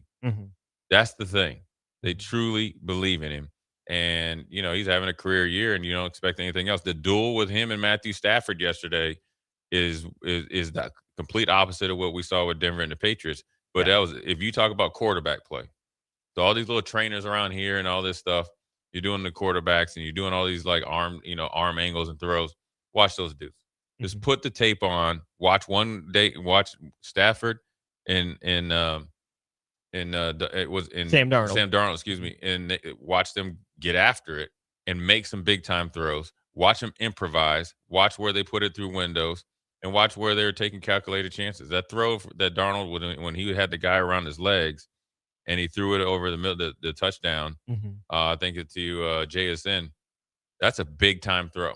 There's only one guy that could catch it. That guy, right? And we saw the opposite in the national championship game. The ball placement where only your guy could get it. He threw it there, and then Stafford came right back.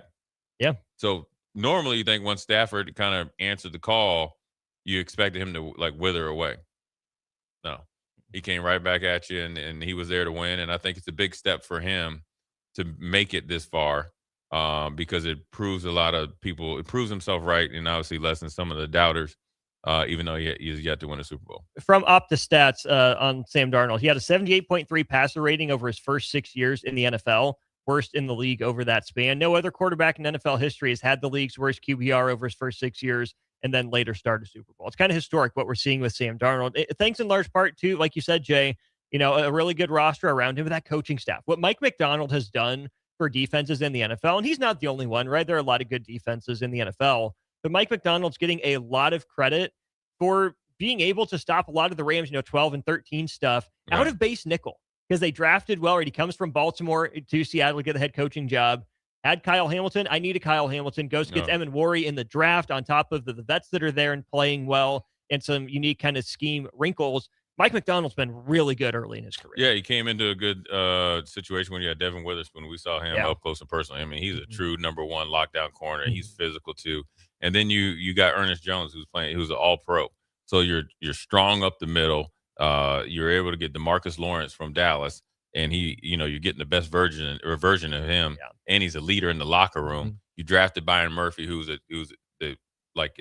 hand in glove. Freaking frack over there with those two. You got the kind of strong Debo dude and Murphy, and then you just got the human freak in Leonard Williams.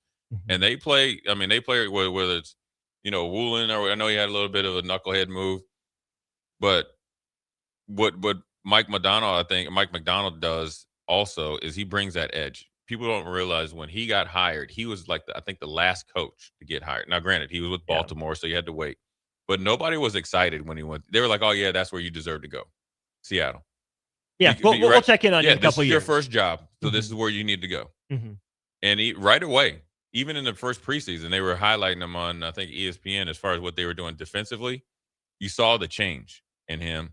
Yeah. Extremely focused and obviously a very physical team. So, they were they were on point yesterday, and defensively they're really, really good. They've been exceptional all year, consistent. But the thing that doesn't get enough credit because everybody's talking about the offense and the defense, they are.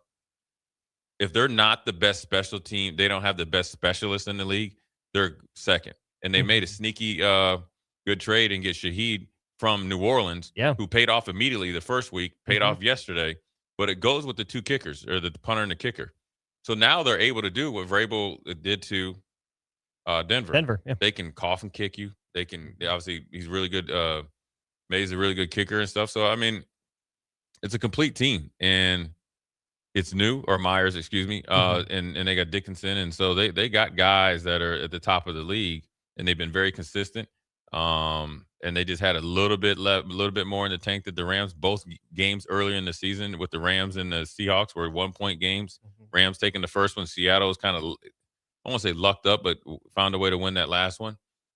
And then unfortunately for Matthew Stafford, that all-time game went to waste. And obviously Devontae Adams was obviously very, upset by not being able to get there. And, off they go home. 11 years later, we get a rematch from one of the more iconic Super Bowls in recent memory, from Super Bowl 49 to Super Bowl 60. It will be the Patriots and the Seahawks. But, Jay, like you just said, two other teams to talk about, the Rams and the Broncos. Where do those two teams go from here? Oof. I'm a little more interested in the Rams and what could be ahead for Matthew Stafford. We'll talk about that next on Old School. Watch Old School live on Facebook, YouTube, or Twitch. Old School with Foreman and Orman on 93.7 The Ticket and theticketfm.com. Bauer Underground has been serving local contractors and utility contractors all across the state since 1997. When you see the black and white trucks, you know that the best workers in the business have arrived. Bauer is currently looking for equipment operators, laborers, diesel mechanics, and aerial linemen. Join the brotherhood built on hard work, authentic people, and a pedigree of success. They're offering top-notch benefits, a matching 401k, and a $600 per year clothing allowance. Bauer Underground, a family-friendly company with plenty of room for advancement. Jack Russell of Farm Bureau Financial Services is here to help you protect things that are most important to you. Whether it's your home, your family, or your future, Jack Russell has the proven experience to get the job done while developing authentic relationships with you. Give Jack a call today at 402-421-9100. Again, that's 402-421-9100. Or visit one of his 2 locations in Lincoln or Seward and learn how you can excel in the complicated world of insurance. Jack Russell of Farm Bureau Financial Services, a trusted and well-respected representative since 1999. A lot of people in the summertime think, gee, I want to build a new home. By the time they go through the process of sitting down, getting the permits, and getting the home started, the home isn't done until January or February. Bob Benish of Aspen Builders, and they've built neighborhoods in and around Lincoln for over 25 years. I think the best time to start designing your new home is the month of January, because get an early start on it. Sit down, the snow's flying. Let's sit around the table. Let's drop some plans. Let's put numbers together. Let's get a budget put together, and let's get that thing started so that the home's done in summer or fall before school starts. So now is really the time to be contacting us to get an appointment to get the job done. Make your dream a reality and call Aspen Builders at 423-6811. Online at aspenbuildersinc.com. Your dream home is waiting at Aspen Builders. Is your furnace ready for the cold winter? Call the pros at Bryant. No matter what make or model, Bryant will perform a thorough heating check, giving you peace of mind, or steps to ensure a warm home throughout the season. Bryant also offers free second opinion heat exchange checks. Before you spend thousands on a new furnace, let Bryant check it free. Anytime you need furnace service or repair, just call Bryant Air Conditioning, Heating, Electrical, and Plumbing. 467-1111. Bryant, whatever it takes. Concrete Industries has immediate job openings for precast production laborers and maintenance technicians. Concrete Industries offers great pay, health benefits, 401k, a wellness program, holidays, and paid time off. Apply today to earn a starting pay of $21.50 per hour plus a $1,500 hiring bonus. Concrete Industries is hiring all experience levels and offers on-the-job training. Start your career today as a precast production laborer or maintenance technician. Visit concreteindustries.com. Lincoln's go-to for fun isn't new. It's a place that's been a staple of the city for years and is only getting better. Matson's Bowling and Billiards always has open bowling available with no long lines, unlike other centers. They have live music almost every weekend and great food at EJ's Bar and Lounge, with seating for 150 people. They have popular meals like the EJ Burger, pizza for the whole family, and famous EJ's Wings. Contact Sarah to book a party for friends, coworkers, or family at Matson's Bowling and Billiards, just south of 48th and Holdridge. Mike, the insurance company wants us to replace the roof.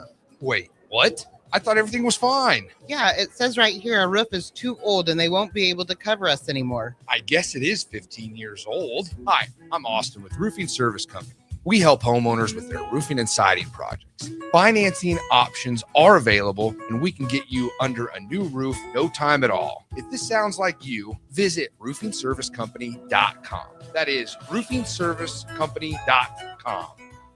Clear your calendar. It's a volleyball weekend in Omaha. Love Nebraska returns to Baxter Arena for back-to-back home matches on January 30th and February 1st, facing Love Madison and Love Austin. 2 matches, 2 chances to see your hometown team compete as the season heats up. Featuring Lexi Rodriguez and Jordan Larson taking on the likes of Lauren Carlini and Maddie Skinner, and special moments throughout the weekend. This is your opportunity to catch all the action live. Make it one night or both nights. Get your tickets now at lobbneb.com/tickets.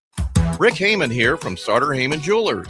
I want to personally thank our great customers for voting us once again the best of Lincoln. At the same time, we're celebrating our 120th year in business in the great state of Nebraska. You can count on Sartor Heyman for the very best quality, value, and customer service. When it comes to your jewelry needs, visit us at South Point, Grand Island, and the Outlet in downtown Lincoln. Visit us today at sartorheyman.com, and thank you for your continued trust after all these years. Empire Netting and Fence delivers top quality netting and fence solutions.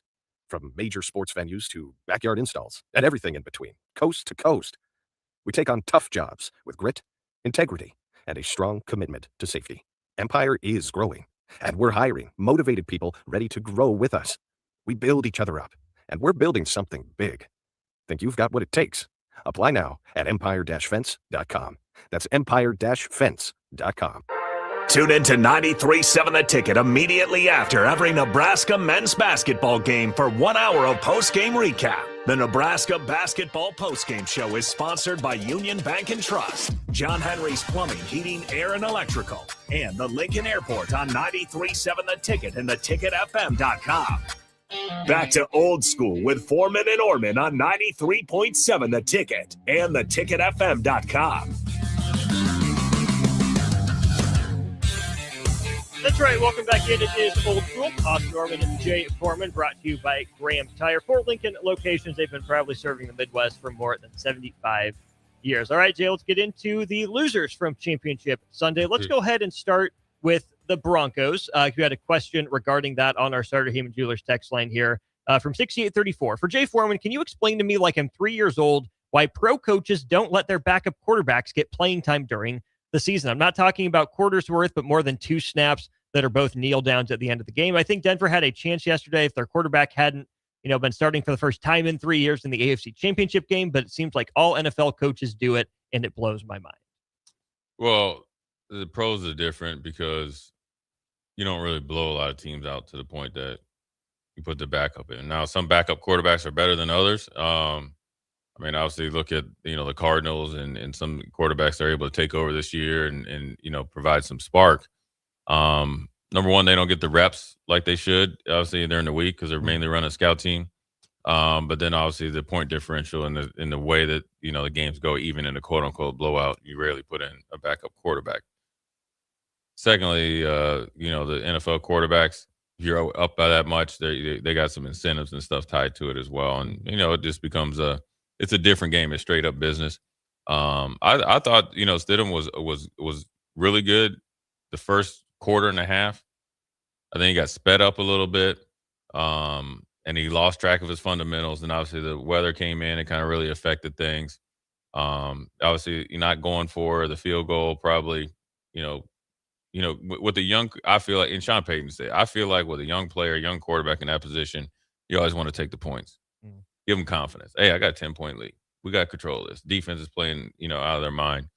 And then he just kind of lost his way. You don't, when you get, sometimes you just eat a sack a little bit.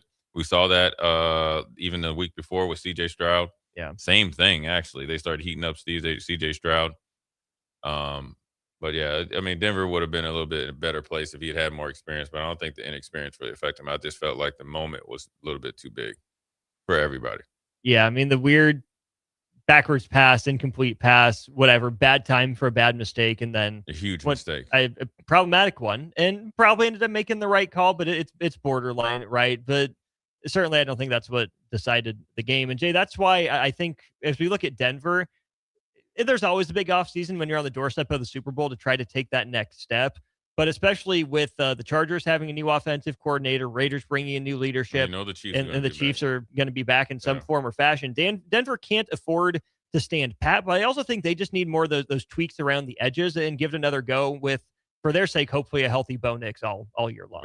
Yeah, I think Denver's close. I think they probably need to upgrade. I think if they get, the running back situation back, was it J.K. Dobbins, whoever is healthy, maybe draft a young running back. Heck, Emmett Johnson probably fit in good in a little bit later rounds there.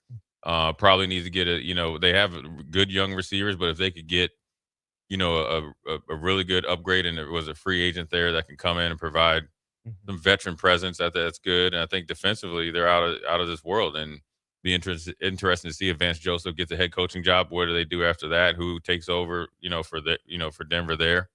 And so it's a missed opportunity. It's a great opportunity for them. It was to get to the Super Bowl, home field advantage, obviously for the AFC Championship, and then you have a little bit of time before you got to put it on display, and where he would, be probably more accustomed to the playbook. But now you're into the offseason. And as good as they were on both sides of the balls, and especially defensively, you have to be prepared just in case you lose some guys. And you look, they had 5 guys, I think, with 8 or more sacks. Woo. So those aren't, a couple of those guys are just rotational players, or kind of like Milton Williams that plays for the Patriots. Will get a big contract because they want some of that DNA out of that program with the Broncos. So however they go about handling their success, I think they're a lot closer. I think they're a little bit farther along, if you took it right now with Bo Nix coming back, than the Chargers. I feel like overall now The Chargers would say the same thing because they got plagued by injuries. Mm-hmm. 2 all-pro tackles are out. Running back was hurt most of the year. Mm-hmm. Quarterback was banged up. And if they can get a healthy Khalil Mack, they feel like they have the advantage. Yeah. So and then the Chiefs are kind of, we'll wait and see, and the Raiders are still, it'd be a year in transition. But this is a big year for the Broncos and a big offseason. And most important in quite some time because they have to keep the nucleus there, but then they got to continue to build. Flip side of that for the Rams, they lose it by 4 to Seattle. We talked about it, Jay. The Rams being in the dogfight for the NFC West till the very end. They lose it to Seattle. They got to go on the road multiple times, right? They go to Carolina, then they go to Chicago, and then they end up in Seattle. They end up just one possession short. Matthew Stafford plays out his age 38 year at an MVP caliber level. Yeah. But man, the advanced numbers would tell you the Rams were, the best team or one of the top 3 teams in the NFL all season long. You look at back-to-back travel, heated game. Seattle's been rested. The Rams look maybe a little bit tired, but ultimately just one play short for them. A lot more questions, I think, for them this offseason, especially regarding quarterback. I don't think Stafford's going anywhere, but if you didn't have an idea for a succession plan in place, this feels like the offseason you got to start getting there, right? Yeah, I mean, for the Rams, man, it's tough because the immediate question, and you saw it, they asked McVay and Stafford, what are you going to do? The reality of it is this: they need to address Les Snead and Les Snead for sure. Sean McVay, I think both of their contracts are in, like, I got to get paid. They don't want to be sitting ducks. So you got to take care of them, like, immediately. Gotcha. Because that's your lifeline. Yeah. That's the GM who is in straight up 100% connection with the head coach. They think alike, they evaluate it, and they're willing to take risks. Right? Won a Super Bowl together already. Won a Super Bowl together, but they've built this new second version of the Rams really well. So you need to take care of them because they're both up for contracts, right? Then you got to probably assume and expect Stafford to come back. I'm pretty sure he'll win the MVP. He's been the most dominant. I mean, then yesterday was a great performance. So you figure like he's going to come back at least for one more year. He already has he signed a 2-year deal last year, and it was team friendly. Now he's probably going to need a pay bump to bring, and he earned it. But it's crazy how just in the off season, the Rams were actively in thinking of trading him, or he was going to retire. He had the back injury. He wanted a new contract because he balled out last year. They waited and kind of, he had the injury. They probably was like, I'm not going out there until I get paid. He got paid. His wife was on one of her million podcasts saying that they feel like they're disrespected. Remember that? So now they're going to have to address him for 2 more years. Like maybe a 3-year deal, knowing there's 2 more, and then one's probably going to be a dummy year. But after that, they got really young talent. They're going to have to do something with Puka. You're probably going to try to get Devontae back because you like your offense. You got to get it healthy. They had some injuries as well, and defense, they're all on their rookie contracts, and nobody is up for a new one. Maybe Finch, their defensive tackle, 55. Oh, sure. Maybe because he was a 2nd-round pick.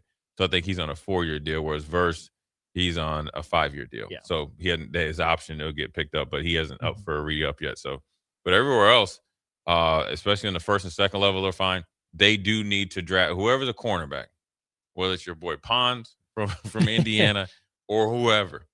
That's all their attention they need to go, or free agent guys. They need to get better on the back end because that's really what lost it. Maybe they want to trade for Sauce Gardner. No. But they might. They could. I mean, they need to be active in that end. But you got to think they've had the likes of Jalen Ramsey, Marcus Peters at times. They need that. They need that guy out there on the edge that can, or out there on the island that can lock up with all the number 1 receivers that you think that you're going to face in this coming year. Otherwise, they are ready to go. Puka Nacua probably is going to get a new contract. I mean, he's earned it. So you're going to have to shell out some money, but that's the price you pay if you want to be competitive. I think that they're in a better position than San Francisco. They're in a better position than Arizona, even though San Francisco is 12-5. I think San Francisco just can't stay healthy, and I think, that regime it hasn't worn thin, but I just think it's the Rams are more equipped to win different ways. And I think that Devontae Adams and obviously Puka gives them the leg up on majority of people. And you got to think Seattle, they'll be back too. But as far as the NFC, neither one of those or none of those three teams fear Philadelphia. No. You're not worried about the Vikings. You probably kind of turn your nose up at Green Bay. Chicago's been one and done right now. We'll see. Chicago's probably the only one that's somewhat built like the Rams in Seattle. Could Washington get to that point? They got a lot to fix, man. Okay. But they got the quarterback. They need a running back. They don't have a true number one. So they're a little bit behind, but Chicago, and that's another one, how they react to their success and their offseason and the growth of Caleb Williams and obviously Ben Johnson, that's the team that could give them some problems. But when you look Detroit too, but you want to see what the second act of Detroit. Yeah. When you lose both coordinators and one's a heck of a head coach and you got one out in New York trying to keep his head above water, your defense even though it's star-studded talent-wise, Detroit, then wasn't the same defense, right? Branch got hurt, and obviously they just were getting lit up at times, and they benched Arnold, their number one pick, who was supposed to be the lockdown corner. That's after getting rid of Jeff Okudah. That's two first-round picks down the drain as it stands right now. And Shepard might be up for jobs everywhere or defensive coordinator jobs. And offensive coordinator, you don't know what you got with the new guy coming in. So that's where I think hurts Detroit is they lost their identity, and let's see if they get it back. But those teams that I mentioned, and you throw Philly in there, sure, they'll be challenging. Heck, you can throw the Cowboys in there. They'll keep their head up a little bit. But it's the Rams, it's Seattle, and Chicago. San Fran. And I'll give San Fran's at fourth, and then everybody else is down here. Yeah. Well, and San Fran's going to have to deal with, the every other year Christian McCaffrey thing. He's healthy for a year, and then all the touches wear on him. He gets hurt. So I don't know how much. What do you do without him? Or what's your contingency plan? Yeah. Mostert's not there anymore. Right. Like and George Kittle's coming back, or Trent Williams is finally showing some age. But everybody else on the like Levitz and stuff like that at right tackle have just been a turnstile. So they got to really address the offensive line, right? And maybe draft a guy that's at right tackle, eventually go to left. Yeah.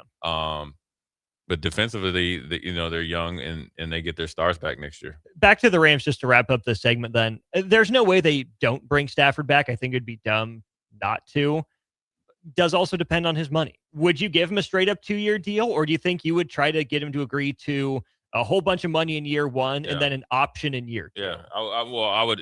It's kind of what he wants to do, because that's what this contract that he's on. He's technically on the contract for next year. Oh, realistically, well, I would give him just a 1-year extension, though, right? Yeah, and then maybe dump some of that money in this year, because you earned it. You're going to be potentially you're all pro, probably be MVP.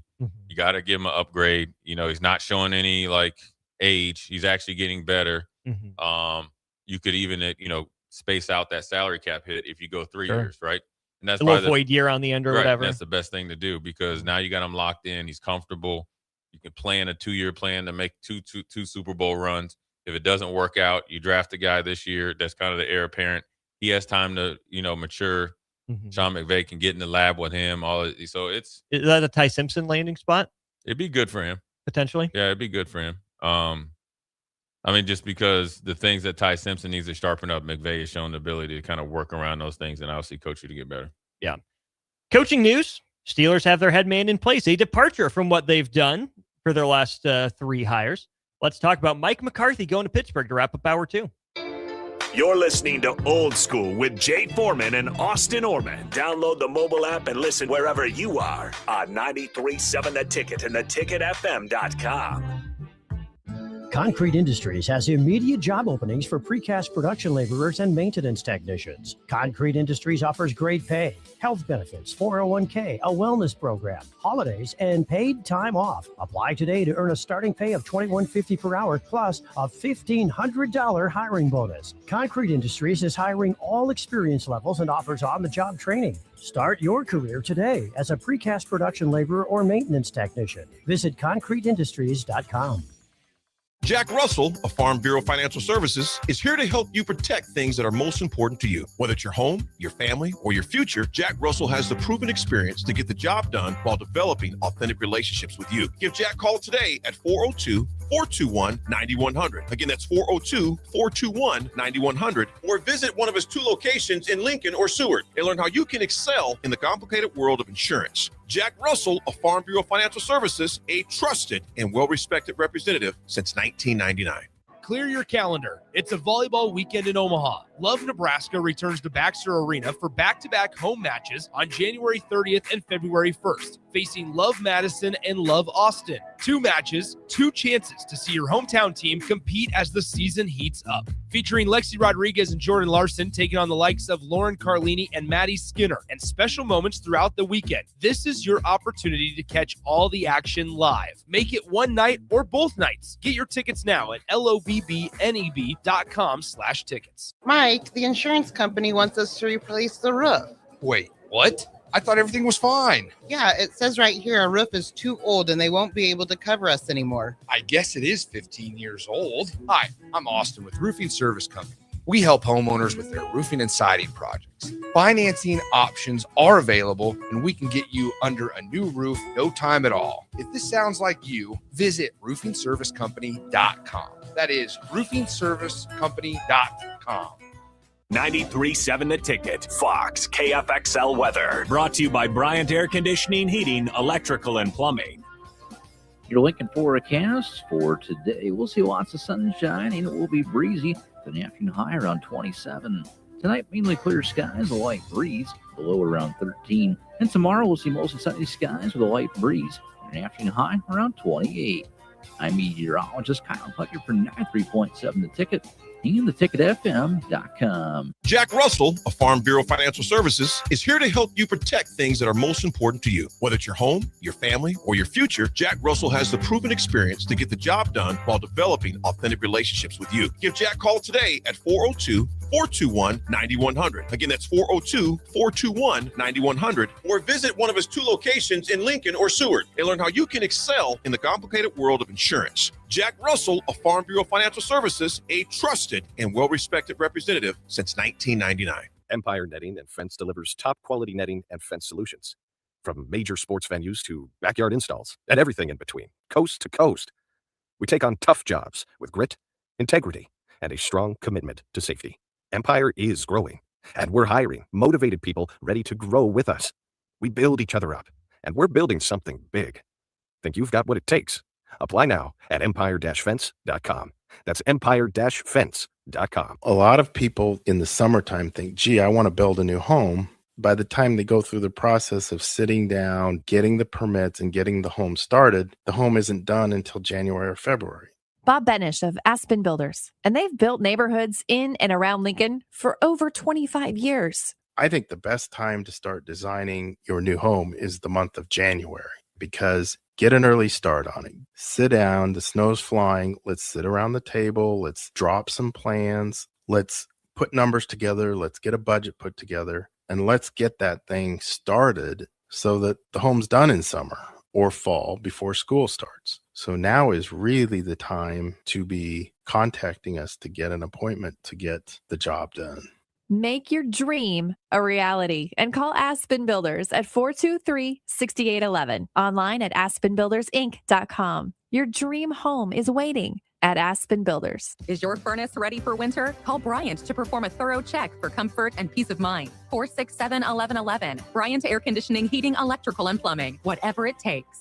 I love pushing hard at the gym, but the soreness after, not so much. I researched about what to look for in a good red light system, so I tried the Spectrum 7 at Max Tan. The full body red light relaxes and refreshes my muscles. It's part of my recovery routine, Max Tan. Rosie's Sports Bar and Grill, open for lunch and dinner at 1501 Center Park Road, just south of 14th and Highway 2. Back to old school with Foreman and Orman on 93.7 The Ticket and theticketfm.com.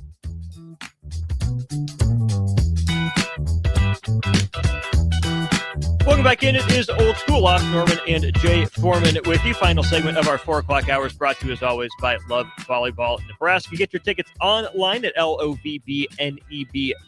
Your chance to see former Huskers like Lexi Rodriguez and Jordan Larson share the court. A successful start to the season so far for Love Nebraska underway.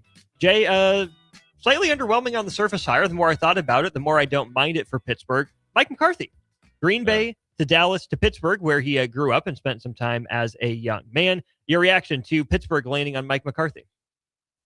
I mean, compared to Mike Tomlin, obviously not as significant, but I think it's the first time Pittsburgh's hired a younger coach or older coach, excuse me, and they usually hire a younger coach. And so, but he's well established. He's well accomplished. He's a Pittsburgh guy. I'm assuming he's going to keep, his defensive staff together. He can call plays. He can put up yards. He's developed and worked with all types of quarterbacks. So I think it's a good hire. I think the only downside to him, and we saw it a lot with Dallas, and I think when he was in Dallas, his like clock management was off based on how the whole franchise was ran. It was kind of free for all, right? And Jerry Jones was making some calls. I mean, so he kind of was never really able to be on good footing. I mean, heck, they didn't renew his contract, and remember they didn't allow him to interview. Right. Remember, because he wanted to go and interview for New Orleans, and they took Kellen Moore. So I think he's a good coach. I think he's went down to Dallas and won immediately. I think he'll get back to the running game. Pittsburgh's got to upgrade a little bit on offense and be more explosive. It'd be interesting to see if they'll be in the quarterback business. Now, according to all the mock drafts, it's Fernando Mendoza or bust. Pittsburgh's not up there, as far as to be able to draft. So then you're thinking about the second and third tier guys, what they're going to be able to do, or what McCarthy and Pittsburgh would be willing to do. Now, whether it's you move on to Will Howard, you try to bring Aaron Rodgers back as a bridge quarterback. They both know each other. Aaron Rodgers has been extremely successful in his system. And recently supportive of Mike McCarthy. Yeah, because he said, look, he had a lot of freedom, at the line of scrimmage. He didn't have a lot of freedom with Arthur Smith. Probably was frustrated. Seemed like he had a good vibe of, from everybody in the front office and the building. If anybody can get him to come back to Pittsburgh with that type of team, which I felt like truly he liked the team, they liked him. It's a good fit. The comparison that's been floating around Twitter, and it's, just stats, just numbers, but I think it is interesting to look at. Mike McCarthy, head coach for 17 seasons, has won 1 Super Bowl, appeared in 4 conference championship games, has won the division 8 times, 174, 112, and 2, with a perfectly 500, 11-11 record in the playoffs. Compare that to John Harbaugh, who's coached for 1 more season, same number of Super Bowls, conference championship game appearances, 2 fewer division titles, 6 more regular season wins, and 2 more playoff wins in that standpoint. I think the difference, Jay, is John Harbaugh did it in an AFC that a lot of times was a lot more loaded than the NFC. And John Harbaugh had good quarterbacks, right? And Joe Flacco and 2-time MVP and Lamar Jackson. Mike McCarthy had Aaron Rodgers. That was probably a little bit more public, the way that the shortcomings were brought about, and the flameouts in some cases from the Packers in the playoffs. I still probably prefer John Harbaugh to Mike McCarthy, but the numbers aren't all that different. I think that both those guys have plenty of tread left on the tires. Yeah, I mean, I think when you've been a head coach for that long and you won as much as he had, and everybody turns their nose up at 1 Super Bowl, I'm here to tell you, winning 1 playoff game is a big feat, let alone win the Super Bowl. And he's gotten beaten by some pretty dang good teams. I mean, New York Giants team with that legendary defensive line, and obviously Eli Manning playing the way he was at that point in time to beat them up in Green Bay took a heck of an effort. And I think Tampa as well. He'll get you in the playoffs, and then obviously that's just essentially a flip of the coin where you get over the hump. So I think it's a good match for Pittsburgh. He fits their personality, which is a big deal. It's very, very important out there. And so, look, I just want to see what it looks like with him out in Pittsburgh with their offensive skill guys and what they get back to, who they add, and what that offense looks like. Because their offense is probably going to be significantly different than it was last year and the years past. 0159, as a Ravens fan, I thank Pittsburgh for that move. Cubsker, as a Steelers fan, I'm holding out for OC and DC hires and whether or not Rodgers comes back.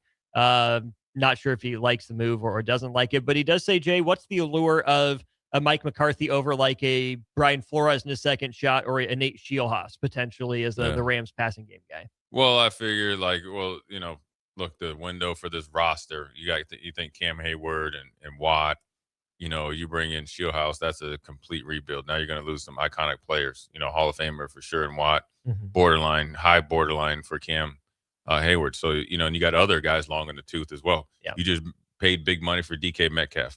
So that's where he's eliminated. Then you think of Brian Flores, who coached at Pittsburgh for a year, well respected in that building. You know, he signed back with Minnesota. I think him being a head coach is a little blurry based on probably the NFL lawsuit from the time that he was a head coach of the Dolphins that he's most likely going to win. So that would bring a different dynamic to hiring him right away. Yeah. You know, because you got to think he was automatically connected to Dallas as a defensive coordinator, chose to stay with the Vikings. Obviously, got probably upgrading the pay. That's where McCarthy comes in. And you look, I know he's been taking shots, you know, when last year at Dallas when they were injury plagued, so forth and so on. And the players were there for him. The amount of games he won down in Dallas with that outside distractions, obviously with the owner breathing down your neck and making decisions, that was a heck of a coaching job. So I think Pittsburgh got a good coach. Mississippi Mud Dog wonders if Pittsburgh could be a landing spot for Malik Willis. I like that right there because you talk about Stidham versus Malik Willis and how things can change. Malik Willis is in Tennessee. They never gave him a chance. He goes to Green Bay under kind of a Mike McCarthy tutelage guy, not directly connected, but the same type of offense, right? And made himself a lot of money at every single time he's played.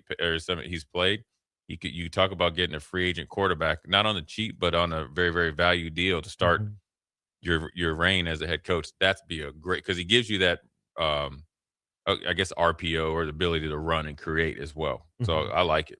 Kip will send us into the 5 o'clock hour with this. Mike McCarthy is the worst hire since Bill Callahan of all sports. Maybe it's Brian Callahan. Either way, this is Callahan. I don't know. Brian Callahan. Either way. Yeah. I don't think that. He's won too much. He's won a Super Bowl. You can't take that away from him. He won a lot in Green Bay. He won a lot in Dallas. You can't take that away from him. Speaking of Bill Callahan, he's with Stefanski in Atlanta. Again. Yeah, I saw that. It was the first hire, right? I think so. Bill Callahan is one of the greats as far as offensive line coach. He is, without a doubt. He can coach offensive line anywhere, anytime. He's known as one of the greats. That man is going to enjoy him some lemon pepper wings. I know. We're going to enjoy us. Lucky him. Some hour 3 of Old School. Yeah. It's after this. Watch Old School live on Facebook, YouTube, or Twitch. Old School with Foreman and Orman on 93.7 The Ticket and theticketfm.com. This is Lincoln's home for sports talk on the FM dial. Also online at theticketfm.com. On the internet. KNTK FM Firth, 93.7 The Ticket. Mike, the insurance company wants us to replace the roof. Wait, what? I thought everything was fine. Yeah, it says right here our roof is too old and they won't be able to cover us anymore. I guess it is 15 years old. Hi, I'm Austin with Roofing Service Company. We help homeowners with their roofing and siding projects. Financing options are available, and we can get you under a new roof, no time at all. If this sounds like you, visit roofingservicecompany.com. That is roofingservicecompany.com. Rick Heyman here from Sartor Heyman Jewelers. I want to personally thank our great customers for voting us once again the best of Lincoln. At the same time, we're celebrating our 120th year in business in the great state of Nebraska. You can count on Sartor Heyman for the very best quality, value, and customer service. When it comes to your jewelry needs, visit us at South Point, Grand Island, and the Outlet in downtown Lincoln. Visit us today at sartorheyman.com, and thank you for your continued trust after all these years. In a world where Wi-Fi battles rage and bandwidth is never enough, one family dares to connect it all. Work from home, influence all day, stream all night, and game to win. Deadlines, downloads, and dance-offs, all happening under one roof, flawlessly. Can your internet provider do that? Fiber fuel your household at allofiber.com/all-in. Concrete Industries has immediate job openings for precast production laborers and maintenance technicians. Concrete Industries offers great pay, health benefits, 401k, a wellness program, holidays, and paid time off. Apply today to earn a starting pay of $21.50 per hour plus a $1,500 hiring bonus. Concrete Industries is hiring all experience levels and offers on-the-job training. Start your career today as a precast production laborer or maintenance technician. Visit concreteindustries.com. A lot of people in the summertime think, gee, I want to build a new home, by the time they go through the process of sitting down, getting the permits, and getting the home started, the home isn't done until January or February. Bob Benish of Aspen Builders, and they've built neighborhoods in and around Lincoln for over 25 years. I think the best time to start designing your new home is the month of January, because get an early start on it. Sit down, the snow's flying. Let's sit around the table. Let's drop some plans. Let's put numbers together. Let's get a budget put together, and let's get that thing started so that the home's done in summer or fall before school starts. So now is really the time to be contacting us to get an appointment to get the job done. Make your dream a reality and call Aspen Builders at 423-6811. Online at aspenbuildersinc.com. Your dream home is waiting at Aspen Builders. Jack Russell of Farm Bureau Financial Services is here to help you protect things that are most important to you. Whether it's your home, your family, or your future, Jack Russell has the proven experience to get the job done while developing authentic relationships with you. Give Jack a call today at 402-421-9100. Again, that's 402-421-9100. Or visit one of his 2 locations in Lincoln or Seward and learn how you can excel in the complicated world of insurance. Jack Russell of Farm Bureau Financial Services, a trusted and well-respected representative since 1999. Are you looking for an exciting new way to put your skills to work? Explore new career options in the fintech industry at Currency, a Sandhills Global company. We offer full-time positions in financial sales, compliance, operations, and other fields. We also offer a 4.5-day work week, an attractive benefits package, and opportunities for advancement. Put your motivation to work and grow with us at Currency. Visit gocurrency.com/careers to learn more. Select Plumbing and Utility has been serving Lincoln and the surrounding area for 14 years, and they're not slowing down. Select Plumbing and Utility handles all your plumbing needs, from faucets and water heaters to full renovations, and they can even help with your heating and cooling needs. They're also Lincoln's underground experts, repairing and replacing broken underground water and sewer lines since day one. Contact Select Plumbing and Utility today at 402-560-6197, assuring excellence in every situation, opportunity, and challenge. That's 402-560-6197. Winter is just around the corner. Is your vehicle ready? Don't get left out in the cold. At A1 Automotive, we prep your car for whatever winter throws your way here in Nebraska. For battery checks, to brake inspections, tires, heaters, whatever your car needs to keep you and your family safe on the road, we've got you covered. A1 Automotive, always honest answers.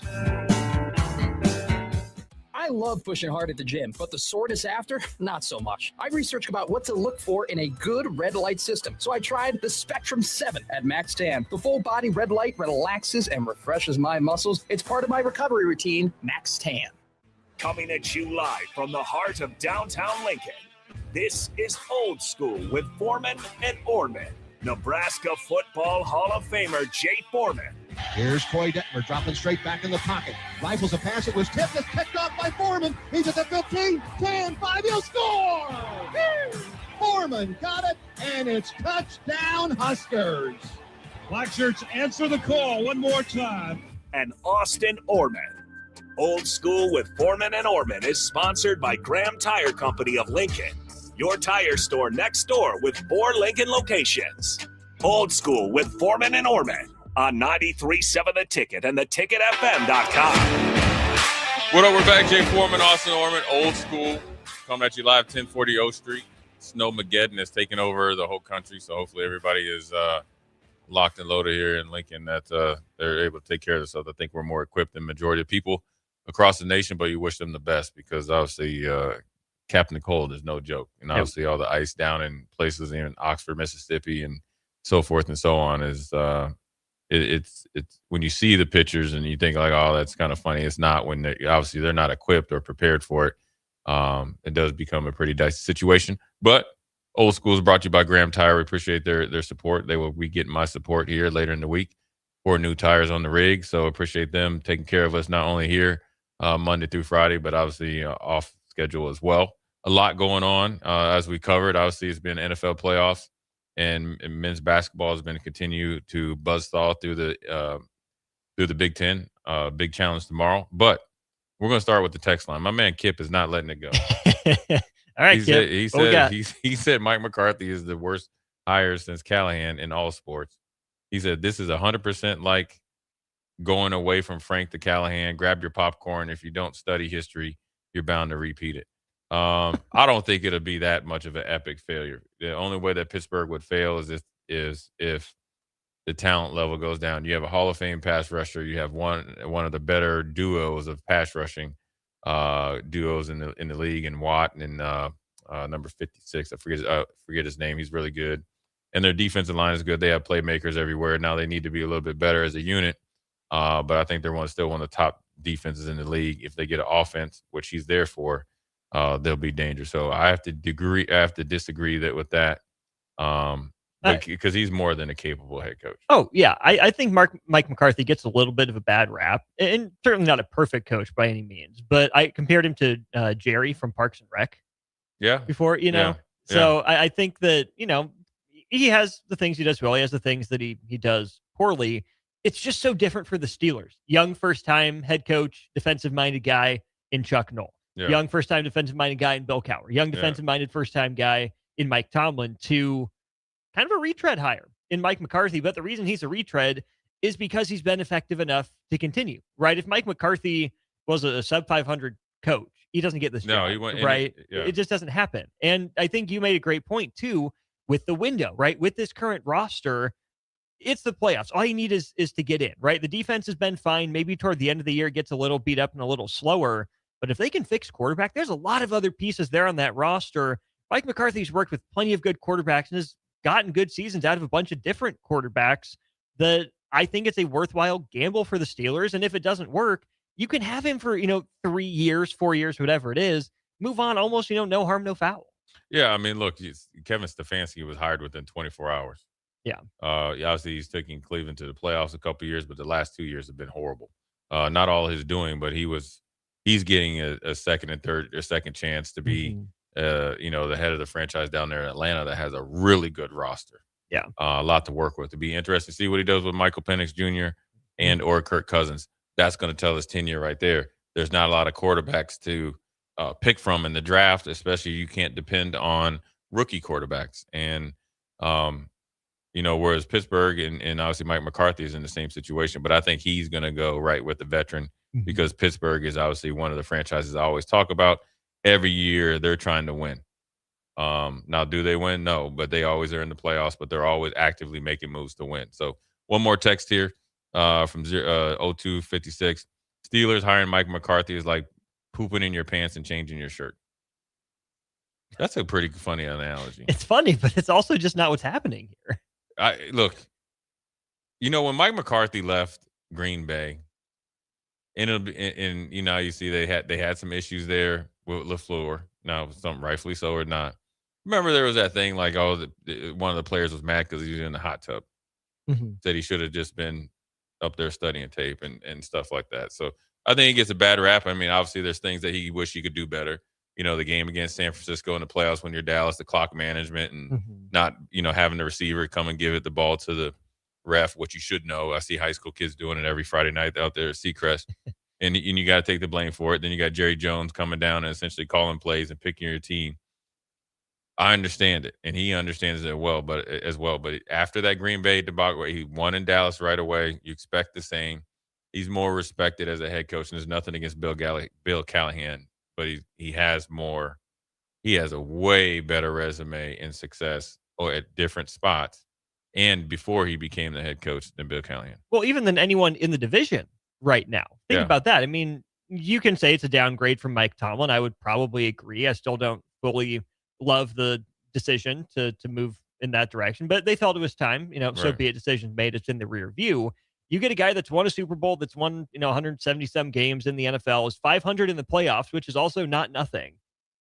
And then you look at the competition, Jay. Baltimore hired Jesse Minter, first-time guy. Could be good. Maybe he's Mike McDonald 2.0. We'll see. Cincinnati holds on to Zach Taylor, who I think is fine. I don't know if he's, moving the needle for a bunch of people. I don't think Zach Taylor's the biggest issue with the Bengals right now. But Jay, how many guys have then turned down Cleveland who still doesn't have a coach? Right? They've used Cleveland as leverage. Like, hey, you pay me or else I'm taking this job. Yeah. You know, please pay me so I don't have to take this Or job. the interview was so stupid, it's like, I'm out of here. I can't mean, and anymore. what they're doing, have you heard of some of the details of it? Oh, yeah, it's so it's bad. data driven. So it's money Yeah. ball for you baseball people out there. It's money ball and steroids. Yeah. And every other illegal substance that you could take. And what they want a head coaching candidate to come there. They want to interview you. And the interview process, for head coaches, sometimes they're like 2 days separated, but it's usually 6 to 8 hours at least. Yeah. Right. You're doing all types of stuff, but they want you to write an essay. And then also they were like you're in high school. They were sending guys home with homework. Like you're in high school. Yeah, because Andrew Berry is big into analytics and all that stuff. And that's why I think, you really can ruin a franchise. And it's hard for, Andrew Berry to be taken seriously because you gave Deshaun Watson $250 million guaranteed.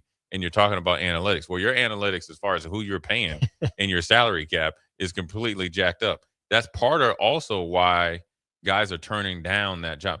You know who's going to be on the roster in Deshaun Watson. You know it's already built-in drama. And it's not even the players doing between Shedeur Sanders and Dylan Pro Gabriel. Bowler, Shedeur Sanders. Yeah, hey, listen, it happens. Get in where you fit in. Get in where you fit in. Look, you're already exceeding expectations of a lot of people out there. Congrats to you. But there's always that right there. You could potentially get a number one pick, but you also know that the GM is probably going to be in the mix. Mm-hmm. And I think Cleveland has more talent than obviously their record. I wouldn't run away from it, but I think these guys are so established right now. It's hard for them to really fathom that you're going to be doing stuff like writing essays. You're going to be coming back for it. You're going to be sent home with homework and come back. You have pre-homework before you get off the plane. I think it's just one of those things that their process is really turned off, especially all the major coaches. Mike McDaniel, that would probably be chomping at the bit to get a head coaching spot. And then he has to go all the way out to California to be a coordinator when you want to go from head coach to head coach. It's probably something along that interview process that's turned a lot of players and agents off. And now they're just grasping at straws. They have the quarterbacks coach from the Rams there. Yeah. And then they have the offensive coordinator, quarterbacks coach from Jacksonville there. He pulled out. He withdrew. I think just yesterday. Yeah. Yeah. And one of them's there with Cleveland, but he wants to go to the Bills. Look, between Cleveland and Buffalo, I don't know which one you guys have messed it up even worse. Worse because Buffalo should have you got Josh Allen. Yeah. You should be at the front of the list, but something's going on with either Brandon Beane and how that went on with Sean McDermott, and then obviously you got the situation in Cleveland. Does it feel kind of LSU-ish with Buffalo? Yeah. Higher ups kind of stepping in and running their mouth. Maybe they should, then tarnishing what should be a really good situation. Yeah, because everybody knows the real deal. And if you haven't heard, Buffalo Bills owner, who's a pretty good owner, and big shout out, I think his daughter is in the Australian Open, made maybe the Sweet 16, I think. She's pretty. That's their relation? Yeah, not to piece that together. Yeah, the daughter or granddaughter, something like that. The more you know. Huh. Yeah. And he owns the Buffalo Sabres as well. So, so he gets out there, and obviously Keon Coleman, for whatever reason, the one game that Keon Coleman plays good, he comes like he can't win for losing. Right. You're a healthy scratch. You finally mature. You make a really good play, and then next thing you know, the owner is like, we really didn't want him. The GM was coerced by the coaching staff. And then there's video of the GM saying, man, it's really good that he didn't run a really fast 40. Now we can get him. And that's all out there on video. It's all out there on video, right from the combine, because it's the same footage that you're using for Hard Knocks and all that behind the scenes stuff, while Keon Coleman was, kind of building his brand with his kind of quirky, thoughts and sayings and stuff. So, look, man, it is the daughter, by the way. Yeah, it is the daughter. Yeah, Pegula. I thought, So, it comes from a good stock, I guess. But the owner, anytime you have an owner, and obviously college football, obviously LSU, I think it was the governor, kind of, not like getting out of their lane or whatever. It doesn't really help, except for if Lane Kiffin wanted to go there even during the football season, versus nobody's really looking forward to go to Buffalo and or Cleveland. The Buffalo thing is a little bit different here, because I agree with Thomas and Lincoln. I think they messed up the most. Because if there was ever a time to get rid of Sean McDermott, it was when they lost to Kansas City with 13 seconds left, because he was the one calling the defense there. Leslie Frazier fell on the sword. Yeah. But it was him. If that would have been the perfect one. How could you not cover the two most dangerous guys on offense in For 13 seconds? 13 seconds. Okay, just do one. Okay, I'll give you 5 on one of them. For 8 seconds, guard Tyreek Hill. Okay, so we could go to the Super Bowl. But then you know, after Sean McDermott, who did a really good coaching job this year, you come out and say I fired him because of that game. That's not a game you fired the coach. No. You know, I mean, you think Denver's owners think about firing Sean Payton for not kicking the field goal? No. So even if it was the culmination and, you know, that's the rationale that you gave, you still don't say that. Yeah. You know, even if it was the straw that broke the camel's back, I mean, to give even any sense that one game and not winning that game was the reason. Well, you already told on yourself. So now when you take the job, what game is it that you're going to be so mad you fire me? Right. It's like Adams, the GM or the owner at the Tennessee Titans, fired the GM because of Burks, the Treylon receiver Burks. he drafted. So that everybody thought he was a first round pick. They draft him, kind of what you needed. He ends up not doing well. He's doing well where he's at right now. He's kind of starting to rehab a little bit, so he gets canned. And then I think it was a game that Vrabel lost that you're mad at the best coach you've had because and he won more than Jeff Fisher. Yeah. Jeff Fisher's another guy I think gets kind of a funny reputation in the Mike McCarthy vein. But it's the opposite. He gets way more too many chances. Ooh, see, I think Jeff Fisher came in and did a decent job of flipping some places around.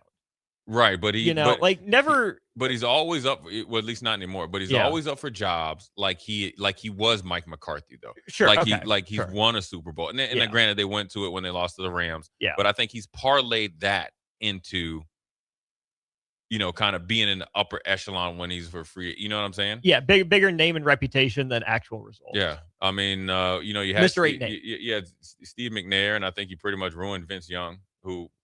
If you would have just gave him the same type of support that Sam Darnold's getting, he would have been because Vince Young was a same kind of support that Ryan Tannehill got. Right. I mean, you turned you did cartwheels for Ryan Tannehill. Yeah. I mean, where the Dolphins were thinking about putting him at receiver. So, we'll see. Got a text here from 0159. It says, bring old man Rivers to Buffalo. No, that's not happening. He withdrew as well. He's going to the crib. I think the kid said, listen. I'm number 7. You coming home, right? Text line. I want your guys, and I want yours too, Austin. I want your opinion. Like you've seen it, and I have opinions on it of the coaching carousel hiring practices. I think the Rooney Rule is they're just faking it, to do it, right? Which is unfortunate because the rule was to give candidates more exposure and exposing rich billionaires to guys that actually are really good football coaches. They're just kind of hey, I'll interview you. All right, we're done. And then we're just hiring somebody else. Yeah. Okay, what do you guys think about like Philip Rivers going from high school coach, playing with the coach, which was commendable, and then you're getting a head coaching interviews job, like whether it's Jeff Saturday coming out of the advisor role. To be fair, that is completely different. Well, Jeff Saturday Jeff Saturday literally bet and had some drinks, and next thing you know, he's the head coach. Again, he bet and he had some drinks with Irsay. With who? Irsay. But I'm just talking about guys. I'm all for former players coaching, but then you got to remember Hines Ward was up for some jobs, which he's coaching now at Arizona State. So there's experience, and I think it's good on one way because you see a lot of former players, even in college, like around different universities, that get stiff-armed by present-day coaches. You know what I'm saying? Whereas like in the pros, like I think McCown, one of the McCowans, or remember he was kind of same deal. It was during COVID. He was either coaching in high school, then he was on Philly's like practice squad. Then he went around and interviewed for like he interviewed for the Houston Texans. Yeah. So, it's a little. Philip Rivers, I think will be a good head coach. I really do. Been a good high school head coach. I think but I think he'd be a really good head coach. He knows the game. He definitely can inspire. I guarantee he can connect with guys. I think the only thing is that, like, for those guys, if you're going to fast track them, I'd like them to be with Philly, and then they're able to go, like, so they can hire a good staff. Yeah. Because they're not only coaching for their record or legacy, is they're coaching for like me, or if I, you know what I'm saying? Because Right. It's not a game. It's someone's livelihood. Well, it's not only that, it's for every former player, they're not judged the same Okay. as coaches. You get what I'm saying? Okay. Yeah. Because it automatically, oh, well, you got there too fast. And then for every loss is like 2. Because if you lose by in-game management, you needed to be coaching down in high school or Pee Wee leagues in 8th grade, so you didn't make that mistake. We got a good text here from 6296. D'Amico Ryans is a great example of giving a former player a shot. That is a great example of it. And it's an interesting story. He played down in Houston, and that's when I was working down in Houston. Had an injury, had to sue the team based on a field issue or whatever. Handled business with Mr. McNair and obviously the McNairs. Got that done. Then Shanahan and them went out to San Fran. Robert Saleh was down in Houston. People don't realize. Went out to San Francisco, gave him a shot, worked his way up, became a coordinator. Now he's back at Houston being a head coach. Very quickly, though, leadership skills, linebacker, very good leader in the community and in the whole franchise. Tailor-made to be a head football coach, as I think of Phillip Rivers and some quarterbacks. I wish some linemen would. I actually thought Jeff Saturday was going to be decent, but I just think it was probably a different in time commitment because he's excellent on TV. ESPN with his pancakes and stuff. So I think it was, there's some good examples of it. I think it's just always fascinating. Let's use the D'Amico Ryans example, right? Hired as defensive quality control first, worked his way up to be promoted to inside linebackers coach. Saleh leaves. He gets the tap for DC and then parlays that into the head coaching job in Houston. So the thing about D'Amico Ryans is he did pay those dues, even if it was really quick. I mean, it was February of 2017 when he was hired as quality control, and then January of 2023. So less than 6 calendar years, he's a head coach. That's flying through the ranks. And I think that when I think about former players, Jay, some of it is it's hard to translate playing to coaching, right? Some guys can't articulate that. Yeah, it just doesn't always work. There's some who can, there's some who can't, which it's never just that simple. I completely understand, the people in the coaching industry that would view it as an affront. They say, well, why would this guy get more interviews than me? I've been grinding my butt off for it. I've been working at this for my whole life. Why does he get to cut the line? Yeah. On the one hand, sometimes that's just life. That is right. Life. Sometimes, life takes us all different paths. We don't all walk the same journey, and trying to force everyone into the cookie cutter mold, then it just becomes a seniority game. And I don't think that's necessarily healthy. Now, I do think there is some merit to, let's say the Phillip Rivers example, right? What if, maybe probably too old by the time all his kids graduate from high school and are off to college, but let's say he gets, 9 of the 11 out of the house or what have you. And then it's like, you know what? This NFL coaching thing seems fine. Yeah. Maybe for him it is, go be a quarterback's coach somewhere or a quality control. And then within a couple of years, maybe he's calling plays. And then after that, it's okay. Yeah, this has gone really well. We knew he had it in him the whole time. We just wanted to see at each of these steps, as a league.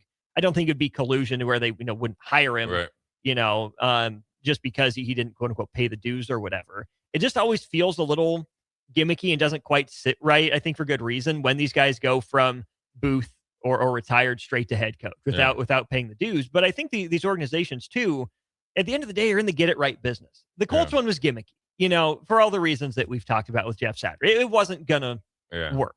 But I think you could also tell that, okay, maybe Jeff Saturday doesn't quite have it to jump straight in. Maybe some other guys do. And if it works, no one's going to mention any of that after a while. Oh, yeah, I mean, he was a natural. The locker room always connected with him as a player. Made perfect sense that he would go right into coaching, right? For some people, that's the path. It's incredibly rare for a reason. It doesn't always work. I don't want to just artificially pull up the ladder behind people just because they've been in the profession for longer and automatically give them the first crack. Because if someone's better, I mean, think about it like for me in my position in this industry, it would kind of piss me off if someone started, a podcast that was all of a sudden more popular than this show.